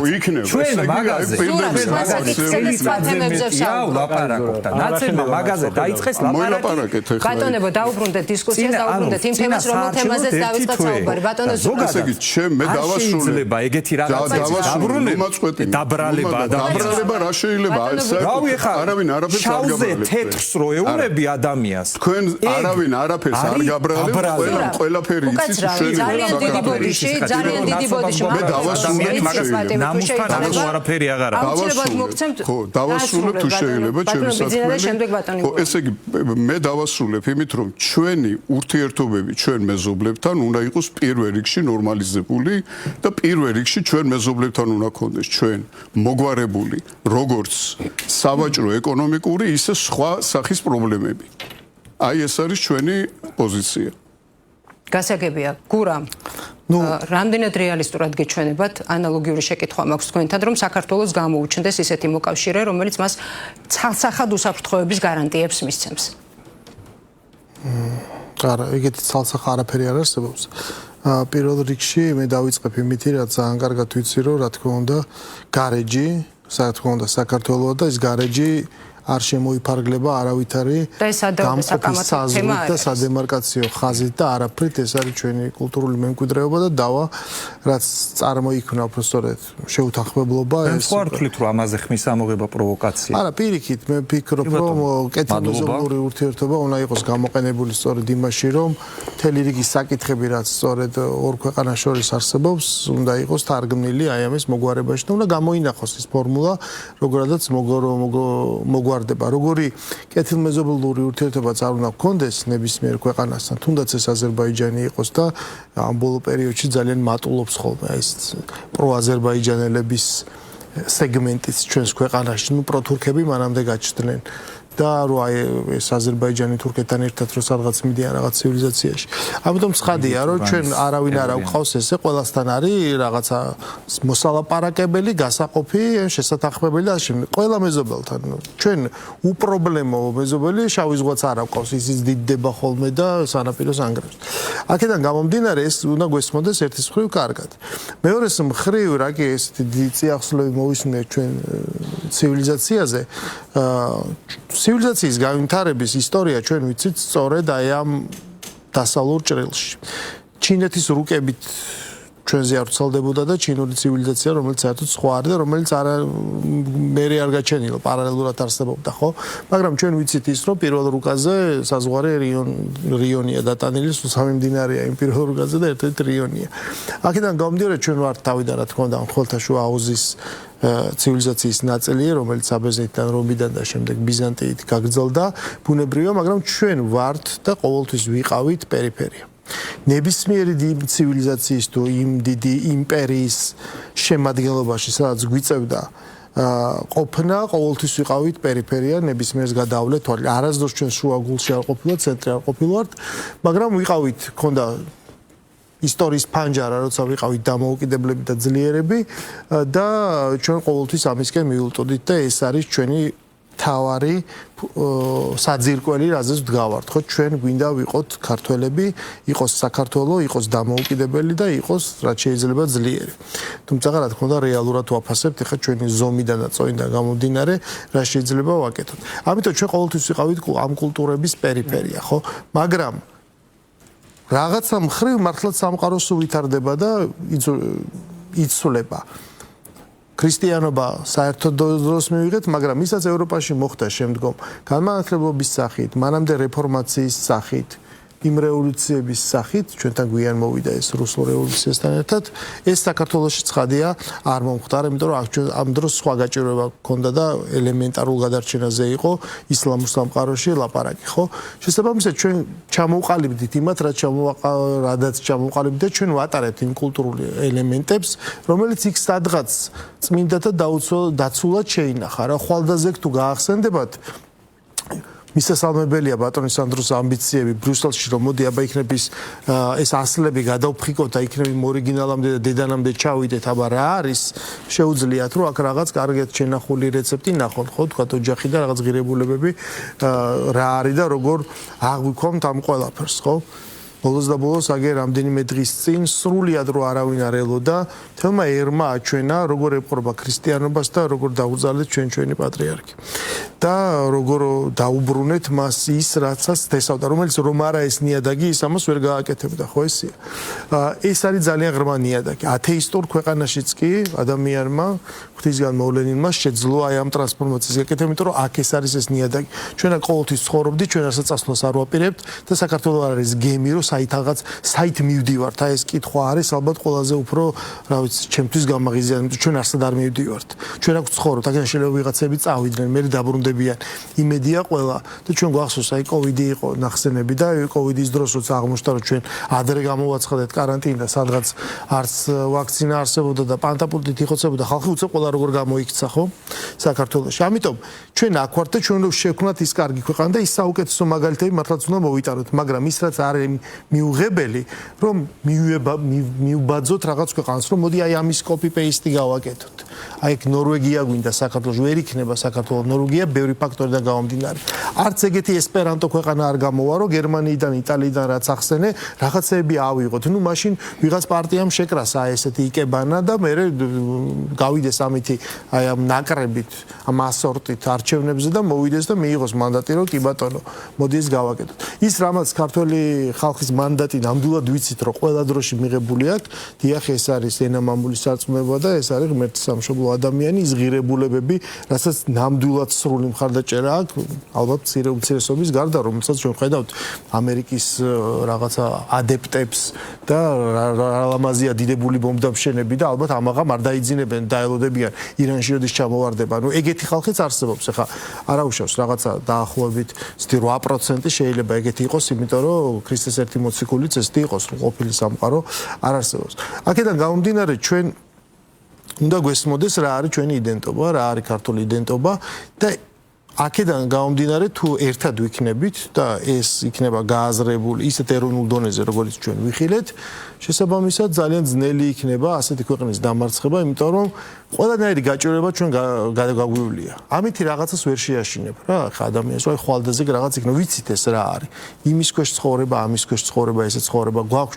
ჩვენი რაღაცა გამომუშავებული იმუნიტეტი და რაღაცნაირად მოვახერხებთ რომ აქ თავი გავართოთ და სადღაც დარეკვაზე ერეკლე მეფეს დროს ტელეფონი არ იყო და ვერსად ვერ რეკავდა მეორეს მხრივ ყველგან რეკავდა იმ გაგებით რომ ყველგან ცდილობდა რომ წერილი მე მგონი არ არის დარჩენილი სამეფო კარი სადაც წერილი არ აქვს ხო გაგზავნილი და არ ცდილობდა რაღაც ცის გაკეთებას რაც შეძლო გააკეთო და ყოველ შემთხვევაში მთავარი რასაც ქართული ხალხი უფასებს მართლაც ეს არის ის ძალისხმევა რომ რაღაცას აკეთებს ბოლომდე და თავის თავს დებს ამ ქვეყნისთვის რა ვისაც ეს მანდატი აქვს ის ყოველთვის ასმას ესე აკეთებს და კი ბატონო ფაქტობრივად ნელ-ნელა უკვე იწურება ჩვენთვის განკუთვნილი დრო და დასასრულისკენ წავიდეთ თუმცა კიდევ ერთი შეკითხვა მაქვს სანდრო ისევ თქვენგან დავწყებ ჯერ კიდევ სულ ცოტა ხნის წინ რომ გავიხსენოთ მაგალითად ევროპელი ლიდერების დამოკიდებულება და პოზიციები ისინი საკმაოდ დარწმუნებით აცხადებდნენ რომ უკრაინაში რუსეთს სტრატეგიულად დაამარცხებდნენ და მას ყოველგვარი აგრესიის უნარს დააკარგინებდნენ და ძალიან ბევრი მათ შორის საქართველოში სხვათა შორის პოლიტიკოსებსაც რომ გადავხედოთ სწორედ აი ამგვარი პერსპექტივის გათვალისწინებით აგებდა საკუთარ სამოქმედო გეგმას და ალბათ გვახსოვს ისიც როგორც გარედან ისე ამავდროულად შიგნიდანაც თუ როგორ დაჟინებით ითხოვდნენ რომ საქართველოს გაცილებით აქტიური პოზიცია და გაცილებით აქტიური მდგომარეობა დაეკავებინა იგივე აი ამ კონფლიქტთან მიმართებაში დღეს მაინტერესებს როგორ ხედავთ როგორ აფასებთ არსებულ მოსალოდნელ რეალობას ხო ნუ პატარა რეპლიკა უბრალოდ აქ რაც იყო ნათქვამი აი მე მთელი ჩემი კომენტარები და რაც მე ვილაპარაკე იყო მარტივ რაღაცაზე აგებული რომ არის რაღაც უნივერსალური ღირებულებები სიტყვის თავისუფლება საკუთრივ უფლება რომელიც ან ჩვენ ვიცავთ ან არ ვიცავთ არის საზოგადოებები რომელიც იცავენ ამას დასავლურ ცივილიზაციას ვეძახით და არის როცა არ იცავენ და როცა მე ამბობენ რომ რაღაცა ქართული აგეს უბრალოდ გააკრიტიკა რომ ინგლისშიო პრობლემები არის ცხადია ინგლისელებმა შენზე ადრე იცოდნენ და ამერიკის ადმინისტრაცია ამით სანქციების დაწესებას ემუქრებოდა სიტყვის თავისუფლების შეღრმვის გამო ეს ფაქტია მაგრამ როგორ დაალაგდა არგუმენტი იმაზე კი არ შევთანხმდით უნდა იყოს სიტყვის თავისუფლება ქვეყანაში ჩვენ და თუ არა მოკლედ სანდრო თუ შეიძლება იმის გათვალისწინებით რომ ფაქტობრივად არ გვაქვს შეკითხვასაც დავუბრუნდეთ მნიშვნელოვანია ამდენი ლაპარაკეს ამ ძალებზე და რაღაცებზე და გადასვლებზე და სისტემებზე და ასე მაგრამ სიტყვის თავისუფლება უნდა იყოს საქართველოს დაცული თუ არა სიტყვის თავისუფლება უნდა იყოს დაცული და სარიელი პლაკატის გამო ციხეში უნდა უშადეთ ადამიანს ტროტუარზე დგამობის გამო უნდა უშადეთ თუ არა ანუ უნდა იყოს დაცული ოღონდ მაგის გარანტია ინგლისი მაგალითად დავდა რა. შეკითხვას რაც შეეხება რომელიც დადის. ეს რა მოცემულობა გვაქვს როგორია თქვენი ხედვა. აი ასე დაცულია სანდრო ყველაფერი დაცულია ჩვენ ეს ყველაფერი დაცულია საკუთრების უფლებაც და სხვა რაღაცები. აუცილებლად მოკლედ დროში მოიგებდა. რევოლუციის უფლება არ არის დაცული.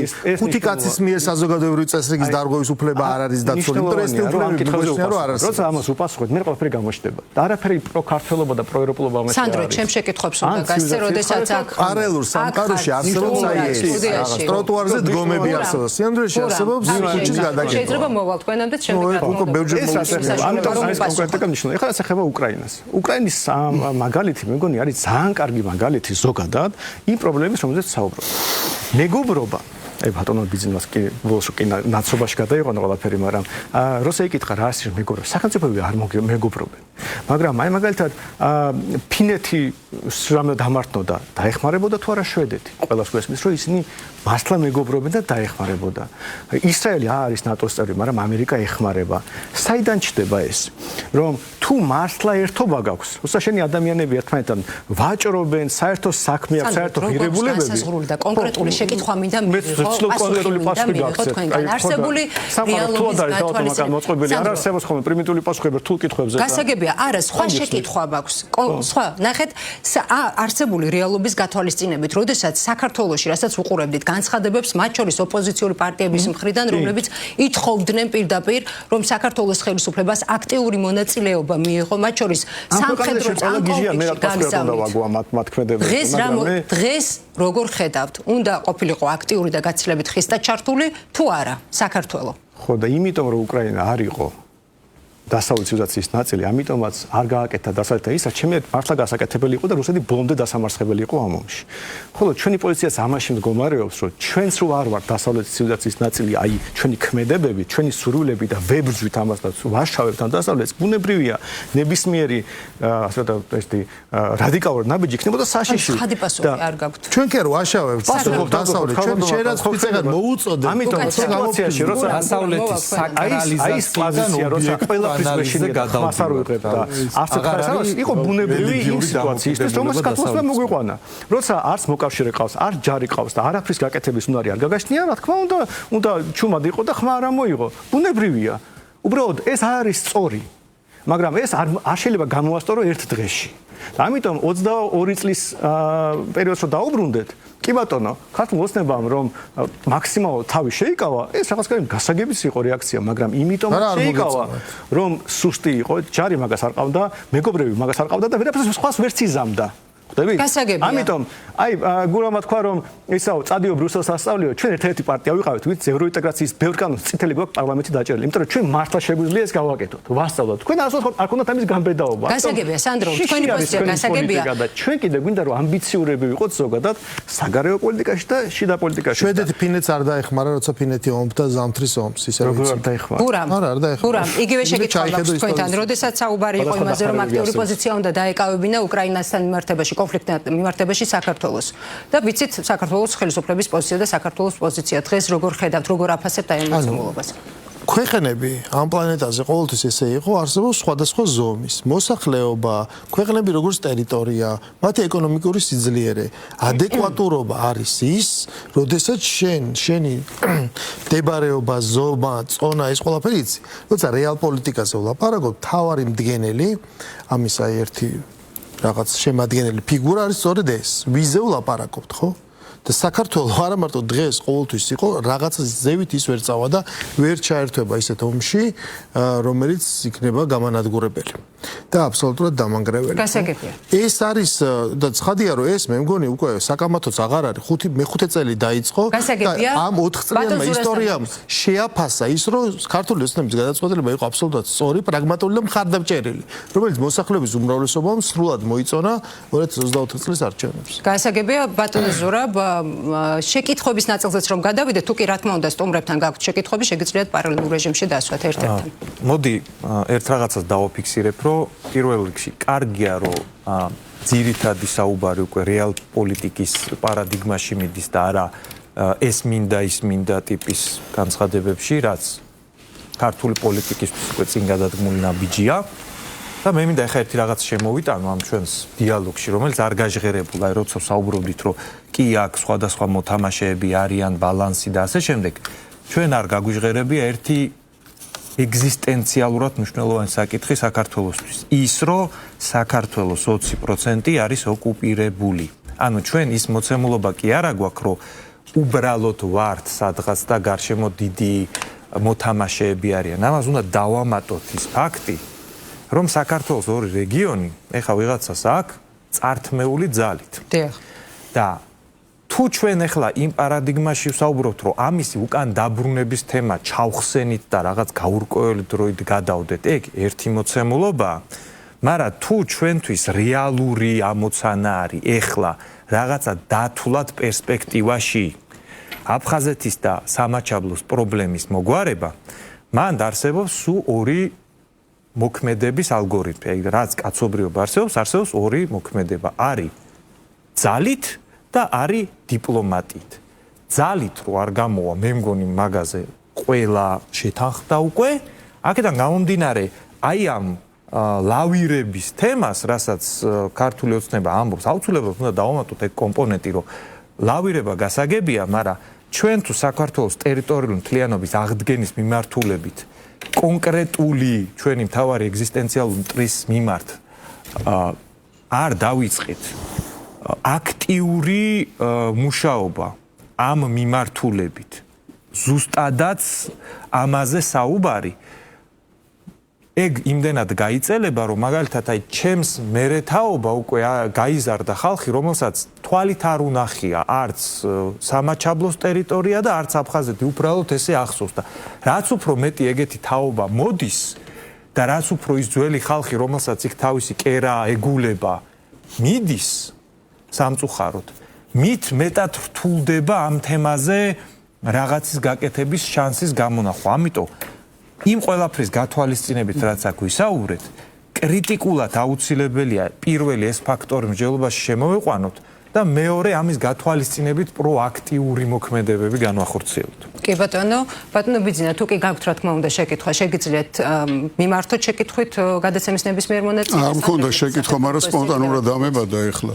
კი ბატონო, აი, როდესაც ზურა ამბობდა, რომ ეს ორი არსებობს, ამ ბრძოლით ან დიპლომატიით, არსებობს ასევე სტრატეგიული მოთმინებაც.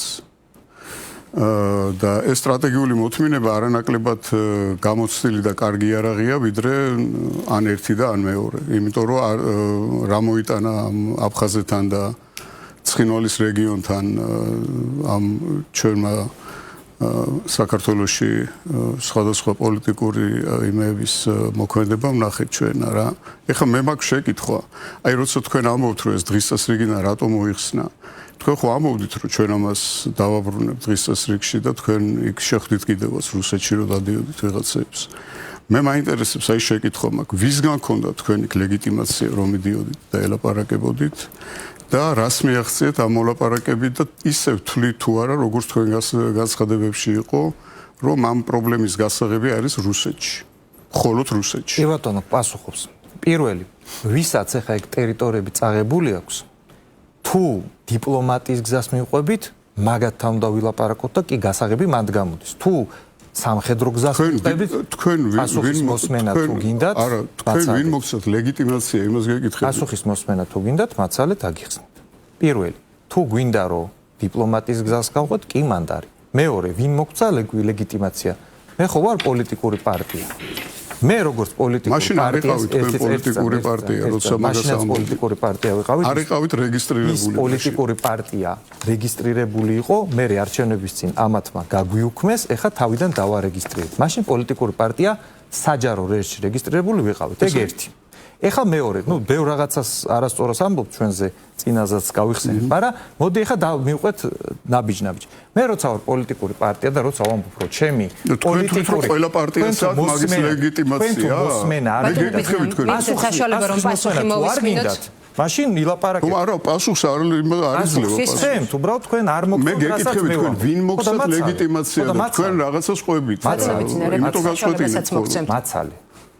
გავიგე რომ კი ბატონო, ზარაგო, მაგრამ მაცალე. ვიპასუხეთ კითხვა. პირველი, მე როგორც პოლიტიკურ პარტიას ხომ აქვს ჩემი დღის წესრიგი და ვამბობ, რომ საჭირო არ დიპლომატია. ვინც მე ხმას მაძლევს, იმათთან მივდივარ და ვამბობ, ხალხო, რო იცოდეთ მე, როგორც პარტია, რომელიც თვლიდა დიპლომატია საჭიროა, მივდივარ ხა რუსეთში, იქ არის დაუშვათ ევრაზიული კავშირის მინისტრი, რომელთანაც მე ხა იქ საუბარი მექნება ეკონომიკურ თემებზე, რამდენად შეიძლება რომ ეკონომიკური კუთხით საქართველოს და რუსეთს შორის რაღაცები გამოსწორდეს. ჩავედით, ჩავატარეთ შეხვედრა, მერე დავდეთ რომ აი ამაზე გქონდა შეხვედრა, ამაზე ვილაპარაკეთ, ხალხო რო იცოდეთ, ჩვენი პოლიტიკური პარტია, რასაც ვამბობთ, რომ ჩვენი პოლიტიკა არის, იმას ვახორციელებთ. ლეგიტიმაცია იმას, რომ სადღაც ჩახვიდე და ადამიანებს ელაპარაკო, ეს საკმარისია. მე რო ვიყო ხელისუფლება, მოგცეთ ლეგიტიმაცია. მე რო ვიყო ხელისუფლება, იქ უკვე დავუშვათ გაუშვებდი ელჩს, მაგრამ მე რახან პარტია, რომელიც ვამბობ, რომ საუბარი საჭიროა და სხვათა შორის დავამატებ კიდე.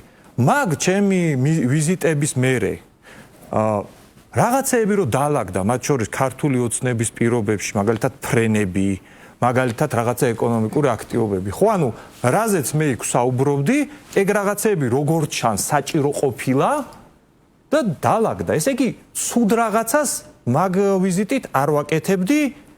ეგ არის მეორე მომენტი. ეხა მესამე მომენტი რა. სტრატეგიული მოთმინება, რაც თქვენ ახსენეთ. სტრატეგიული მოთმინება თუ იწელება უსასრულოდ, ეგ სინამდვილეში მე მიგიყვანს იმ მოვლენებამდე, რომ როგორც ეხლა ჩვენს გულებში კი არის ტაოკლარჯეთი, მაგრამ ისე წავიდა პოლიტიკური რეალობები, რომ ვიღაცეებმა მე გადაალაგეს და ეხლა რომ იცვლება მსოფლიო რეალობა, შეიძლება აქაც რაღაცეები გადაალაგონ და ცოტა ფეხზე იკიდებენ საერთაშორისო სამართალს. ჩვენ თუ ზედმეტად გავაჭინაანურებთ ამ სტრატეგიულ მოთმინებას, შეიძლება მოკავშირეებს ვისაც ვეძახით იმათაც ცოტა ფეხზე დაიკიდონ მე ეგ მომენტი და სხვა რეალობაში აღმოჩნდა მე ამისი შიში მაქვს და მე ამას უდგები ისე და თუ გულწრფელი პოლიტიკური პარტია ხარ, რასაც ამბობ, იმას უნდა მიყვებოდე. შეიძლება ვიღაცა თვლიდეს, რომ არ არის საჭირო საერთოდ ლაპარაკი და მაგას უნდა მიაწვეს ის პოლიტიკური პარტია, მაგრამ როგორც არა თანმიმდევრულობაში და არა გულწრფელობაში ვერ დაგვდეთ ბრალს. ძალიან დიდი მადლობა. ჩვენი არის ჩვენი ამორჩევლიდან. ზურაბ უნდა მოვასწრო აუცილებლად სანდრო თუ გაქვს შეკითხვა რომელიმე მონაწილესთან გადაცემის შეგიძლიათ რეპლიკის სახით შეჯამებისკენ წავიდეთ. შეკითხვა აქვს, იმიტომ რომ ჩემი გადმოსახედიდან სტრატეგიული მოთმინება ბევრს ითმენ, ბევრს გაკადრებენ. და მე მაინტერესებს უბრალოდ ქართული ოცნების ამბავი, ჩვენ მოთმინების პოზიცია რა შემდგომარეობს. თქვენ ხო ამბობთ, რომ ცალფეხზე არ ვიდგებითო და ერთთან თო მოთმინებით უდგებით, მეგობარს არ უტარებთ? ანუ ეს არის პოლიტიკა, რომ ევროპელებს არაფერს არ გაუტარებთ თუ ერთთან კი ბატონო მოთმინებით მიუდგებით ყველაფერს. კარგი, ნახე ეს რა თქმა უნდა ერთის მხრივ ლამაზი ტერმინია ხო სტრატეგიული მოთმინება, მტერი, მეგობარი შემოგვაქვს ეს, მაგრამ მოდი ახლა ეს ცნებები გადავიყვანოთ დროსა და სივრცეში, ხო?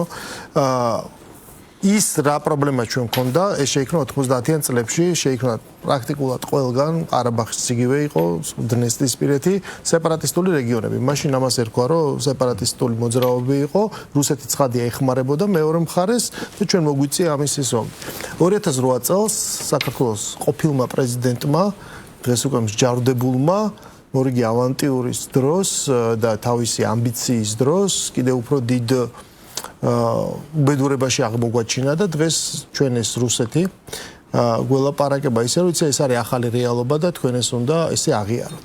ეხლა რას ნიშნავს რუსეთთან ლაპარაკი და ფრენების აღდგენა და ყველაფერი სხვა შემდეგ მოხდა, როგორც ევროპელებთან მიმართებაში ხელმძღვანელობთ, აი მოდი ვნახოთ, აბა უკრაინაში რა ხდება, ზუსტად ესე შეგვიძლია ჩვენ გადავხედოთ შემდგარ სახელმწიფოთა შორის ურთიერთობას, მაგალითად სომხეთთან მიმართებაში. ჩვენ რამდენიმე დღის წინ ვიხილეთ კარგად, აი დონალდ ტრამპს რა ხასიათებს ხოლმე ოვალურ კაბინეტში რაღაც შოუების მოწყობა, რაღაცა თათ ეგეთი არა ცხადია, ბუნებრივია, სულიად სხვა კლასია, მაგრამ რაღაცა ჩვენ ვნახეთ რა მუშავებულა. კორიდორზე არ არის ცხადია და კიდე კაცმარიც როდის ამუშავდება, მაგრამ ტრადიციული ურთიერთობა რუსეთის პრეზიდენტსა და სომხეთის პრემიერ-მინისტრს შორის და ესე პირდაპირ ნათქვამი რომ აირჩიეთ რა, ანიქით ანაკეთ და ეს ყველაფერი ერთად არ გამოვა და შემდეგ იქიდან პასუხი, ხო? ის იზოლებულია ჩავიდეს, იმიტომ რომ ის დისკის წევრიც არის ჯეჯობით ოდეკაბეს წევრიც არის საბაჟო კავშირის და წევრიც არის და საერთოდ ნახევარი სომხეთი მთლიანად აქვს ამ რუსეთის ნაყიდი. დამოკიდებულება რუსეთზე ამ ხრივ რას ნიშნავს და რა შეიძლება მოქცეს, ეს ილუზიები აქ ვერ გექნება და ზუსტად იგივე სიძახი საქართველოსთან მიმართებაში, რასაც სომხეთს ეუბნება, რომ მოდი რა სავაჭრო ბალანსს გადახედეთ რა და ამითი ყვაყოფილები იყავით და რაც შეეხება ოკუპირებულ ტერიტორიებს აბსოლუტურად გეთანხმებით იმაში, რომ არაფერთ არ შეიძლება ამის დავიწყება, მაგრამ ამას ჭირდება არა მარტო სტრატეგიული ჩვეულებრივი მოთმინებაზე დაკვირვება. იმასთან დაკავშირებით, რომ რა ხდება, რა იცვლება და პირველ რიგში ჩვენ უნდა ვეძებოთ, არა ის, რომ იქ მოსკოვში ჩახვალ და მე იქ ვიყავ სტალინის დრო აღარ არის რა, რაღაც დაგიბრუნოს და ერთი ავტონომია მეორეში გაგიცვალოს, ხო? ამ ხალხთან ჭირდება რაღაც საერთო ენის გამონახვა, რასაც რა თქმა უნდა რუსეთი ამ ეტაპზე ხელს უშლის, მაგრამ საჭირო არის სწორედ ამ ხალხს შორის ამ დობის ხიდების აღდგენა. და ეს ცხადია, რომ დასავიწყებელი არ არის წამი, სანამ დავამთავრებ. აქედან გამომდინარე, ესე მარტივი არ არის ეს გავლილი და შესწავლილი გზა. ვერაფერს ვერ წამოიღებ, ხო, ამ ეტაპზე. ამიტომაც მე პირადად სკეპტიკურად ნეიტრალიტეტს იმიტომ უყურებ, რომ კი ქვეყნებს შეთანხმებიან ჩვენ რომ ეს ორი ქვეყნის ორი რეგიონის პრობლემა არ გქონდეს, ცხადია რომ ძალიან რელევანტური იქნება, მაგრამ ჩვენ ტერიტორიული მთლიანობის პრობლემა გვაქვს, ხო, რომელიც არავითარ შემთხვევაში არ არის დასავიწყებელი და გასანეიტრალებელი. ამიტომ, როდესაც ჩვენ უყურებთ თუ სად ვართ და ვინ არის მეგობარი და მტერი და ამ ცნებებზე გადავდივართ, როდესაც საქართველოში ტარდება არჩევნები, რომელსაც უკვე მე რამდენად იძახიან რომ გაყავთ და რომელიც არავითარი მტკიცებულებაც არ არსებობს და ეს ახალისებული არის დასავლეთის მხრიდან, აქ ხო არ არის დაპირისპირებული არის რუსეთი და სხვები, მაგრამ მთელი რიგი მიმართულებები თანამშრომლობა გრძელდება.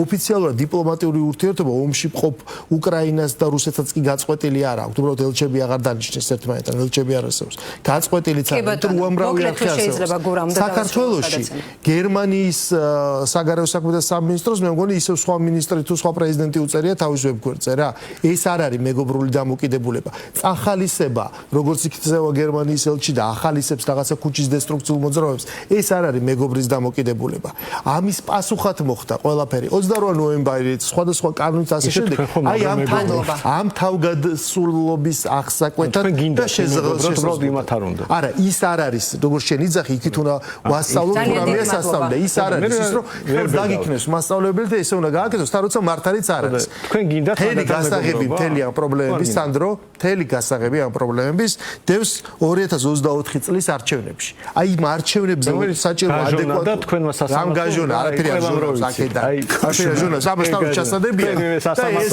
არჩევანი იყო და ისევ გაჟონვაში ხარ და 300,000 ზეციურ ხმაში და ეს აი აქედან იწყება ყველაფერი ქვეყნის დაცვა ხდება იმისგანაც იმისგანაც თავის დროზე პრემიერი გაიქცა ამ დისკუსიას რას გაიქცა აი როცა თქვა რომ აბა მაგას უნდა გაიქცა და უარი თქვა და ბოლოს გაიქცა ერთი თვე ყოველდღე მიმდინარეობდა ამის მტკიცება ფაქტი რომ ის საჩენები მარტივად საქართველოს აუცილებლად ჭირდება ხა ისეთი ოპოზიცია რომელიც პროაქტიული ქმედებების კუთხით გააკრიტიკებს ხელისუფლებას იმისთვის რომ რაღაცეები რაც ბუქსაობს და ჩემი აზრით გასაკეთებელია, მაგრამ დრო იკარგება და აქტიურად არ მოქმედებს მაგაზე რომ ხელისუფლებას მიაწვეს ეგეთი ოპოზიცია საჭიროა ჩემი აზრით და რაც უფრო მალე მორჩება ეს რაღაცა ბოიკოტის რეჟიმი და აქტიური პოლიტიკის რეჟიმი გადავა დიალოგზე და ამ ესეთ რაღაცებს გამოზე მით უკეთესი იქნება ეგეთი ოპოზიცია უბრალოდ ოპოზიცია ჭირდება 800,000 დიალოგი არის ალტერნატივა და რა თქმა უნდა ძალიან დიდი მნიშვნელობა გადაცემა უნდა დავასრულოთ ბატონო გურამ ქუჩაში დგანან აი ეგ აღარ უნდა იყოს ამისთვის მოუწევთ რომ დღეს დაიწყოს სწორი ნაბიჯების გადადგმა აი ეგეთი უპასუხისმგებელი ოპოზიცია კი არა ანაკლიას ტრამპის სახელი დავარქვათ ზანგეზულება რა ჩემი აზრით ეგ თქვენი პოლიტიკური სერვის ჯგუფი მგონია როგორც ბუა რომელსაც ყველა არჩევნების გამო მიტოვებოდა ის ეგ როგორც ოპოზიცია არასდროს არ ივარგებს არც ძალიან დიდი მადლობა როგორც